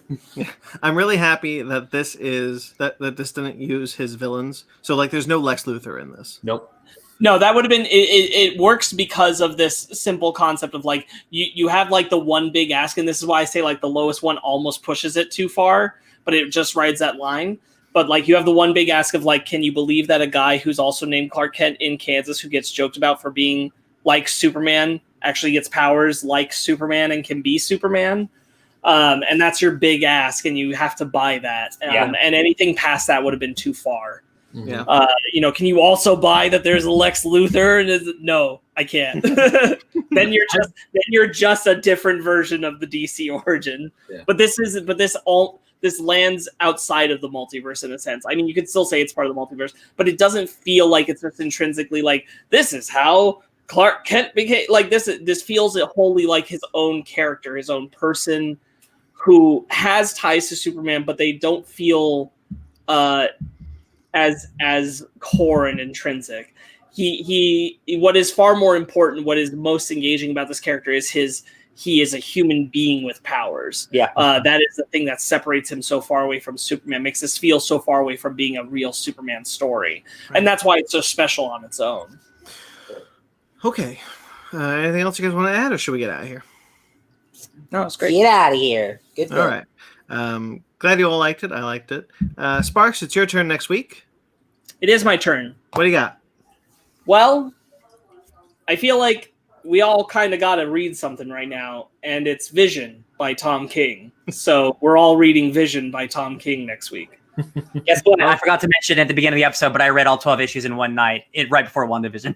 I'm so glad. That's a good book. We're doing all 12, right? We are. Yeah. Yo, Okay. this is a good book. Yeah, I'm excited to go back and reread it. I haven't read it since it first came out. Spoilers, I think it's probably the best thing Tom King's written. Well, that'll be it. So the Vision next week, as well as we're going to be reviewing the movie Promising Young Woman. That'll be out next week. Are you saying you're the promising young woman? Yeah, it's me. You're reviewing me. It's true. All of it. Yeah, so stay tuned for that. Also, next week we're going to be having a magazine on. This is a new magazine, a quarterly magazine called Kaiju Ramen. We're going to be having the creators of that magazine out now. That magazine was kickstarted, and it's created by two Kaiju podcasters. They decided to put out a magazine, a quarterly magazine, all about Kaiju. We're going to be talking to them about that magazine next week. So I love it. Stay tuned. Okay. As you know, we have a bunch of stuff on this channel. If you're watching the live show, or if you're not, make sure to check out our YouTube channel. Make sure to like this video and subscribe to this channel. And check out our other shows, such as the Fake Nerds Watch, which just got a new logo. I'll pull up the logo again because it's awesome. For those of you who can't see it, it'll be up on social media. There it is, Fake Nerds Watch. Yeah, that's a cool logo. Thank you. But we are doing WandaVision now. We did the first episode that is out now. Link in the description below for the first 2 episodes of WandaVision. Basement Arcade is another show that we do on this channel. I'll go to throw that one up too. Sometimes do that though. There it is, a new Basement Arcade logo. It looks awesome. Hell yeah. We should just play some video games so we have an excuse to use the logo. Let's do it. Somebody mentioned Wolfenstein earlier. Let's all quarantine and finally do the next Mortal Kombat game. I mean, we're doing our part. I'm doing my part. The Starship Troopers all of a sudden. Yes. That'd be fun. I miss you guys. Okay. Yeah. Basement Arcade is up here as well as our Fake Nerd Book Club series. We are bringing that back soon. We just talked a bit about it before the show, so we'll see. The next book we're doing is Little Char and the Gang. And for those of you who don't watch YouTube, there is an audio version of the podcast now. Of that podcast, where right now the first episode is out and the second episode is out next week. It's Wasted Space. You guys are a little behind us, so hope you guys like it. Get that book and read it. That's a good time to be. Wasted Space. It's also on Pandora. We're on Pandora. I forgot to mention we're on Pandora now. Pandora's still around? Yeah. Hell yeah. Welcome all you Pandora listeners. I didn't know they did podcasts. That's crazy. Okay, guys, as I mentioned before, I miss my friends. I miss doing Basement Arcade. I miss being able to see people in person. So why don't you do your part, like Starship Trooper says, and buy the Fake Nerd Podcast exclusive masks for that Crafted by Z makes. We still have them available, and we really want you to wear masks. The links are in the description below, as well as our Patreon. Got 3 tiers on Patreon. Got your $5 tier, which gives you a lot of cool content that we did years ago, and may give you some new content that's coming forward. But we also have the $10 tier, which is the quarterly T-shirt tier, where you're going to get the commemorative Mike Matola's Impossible Movie Trivia Challenge when we did the Comic-Con, the LA Comic-Con. This is a Mike Matola shirt I'm wearing right now. You were wearing that shirt at that panel. Mm-hmm. Yes. Look at that synergy. So check that out, and come April, that shirt's gone. It's going to be a new shirt. It's going to be a new shirt there. So Disney Vault, baby. The Fake Nerd Podcast Vault, the Fake Nerd Vault. Mm. So you can find a Patreon, and you know what? If you want to give us $20, thanks, appreciate it. We also have a TeePublic. We also have a TeePublic where you will find these new logos up there soon, as well as our new shirt, I'd rather be a fake nerd than a true fan, because I feel like that is just how we feel on the show. And if it's how you feel, check out the shirt. That'll be up on TeePublic this week as well. The more I hear it, the more I like it. Yeah, right. It's kind of that happened to me too. Like the first time I said it, I was like, no. But then the more I said it, I was like, actually. Yeah. It's a little branding for us, and it's like, who true fan? Yeah. Yeah. And you can find all those links at our website at www.fakenerdpodcast.com. And all those links are in the description below. Thank you to everyone who listens. We greatly appreciate it. Thank you to those of you on the live show. I know a couple of you went to bed, but thank you for the ones who stuck around. And as well as Mag. Thank you, Mag. Who was always the last one standing. So thank you to everyone there. Thank you to Jeremy Vellucci. You just heard some, if you're watching the live show, you just heard some Jeremy Vellucci music, some new Jeremy Vellucci music for our intro segments. You can find him at Jeremy Vellucci Keyboards, or you can find his podcast, Suburban Proctologist, which Sparks was just working on. Yeah. And you can also go check out our new Fake Nerds Watch WandaVision episode. There's a brand new intro there. Jeremy made the music for it. We will have new Basement Arcade intro when Basement Arcade comes back. Jeremy is doing the music for that. He's doing the music for a whole bunch of new intros for other shows that are coming around. Yeah. Fake Nerd Book Club, when it returns, will have a brand new intro with music from Jeremy. So thanks for all that. Yeah, buddy. And you can find his podcast on iTunes, Suburban Proctologist, or Facebook.com/Suburban Proctologist Official, or Instagram at SubProcPodcast. Thank you to Mike Matola. Mike is a great guy. He designed all these cool logos for us. He's been on the show a bunch of times. We just got a comment from K. Titus himself about our Little Mermaid episode. Hopefully some more coming from him soon. Maybe we'll get a bigger... It's 2 weeks left in the month. Never mind. Next month we'll probably get a Impossible Movie Trivia Challenge. There we go. Yeah. But you can find him at Mike Matola. All right. You can find us on Twitter, Instagram, Facebook, all at Fake Nerd Podcast, fakenerdguys@gmail.com. If you'd like to get in touch with us personally, I'm at BT McClure on Instagram and Twitter. Ben? You can find me trying to get these damn sea shanties out of my head at BenMagnet27 on Instagram and Twitter. And also, I still write for OldSchoolGamerMagazine.com, guys. Do you like old school video games? Because I sure as hell do. I write about them over on that website. There's no new article yet, but there will be soon. Hopefully. I'm tired. I really appreciated how you talked about Ready Player 2, and then you're like, and then on the fun things I did this week. It made me giggle. You're like, the things that I actually like this week. Okay. Sparks. I'll tell you later. I'm so glad Ben's turned a corner on Ready Player 2. And you can find me enjoying and savoring that at Sparks Witty on Instagram and Twitter, SBARKZ Witty. Ryan. DJ Tony Snark everywhere. All right. You can subscribe to us and find us on Pandora now, but as well as iTunes, Stitcher, Google Play, TuneIn, Spotify, iHeartRadio, Amazon Music and Podcasts. Rate and review wherever you get us. Greatly appreciate it. Make sure to like this channel and make sure to like this video and subscribe to this channel. And until next week, stay fake nerds.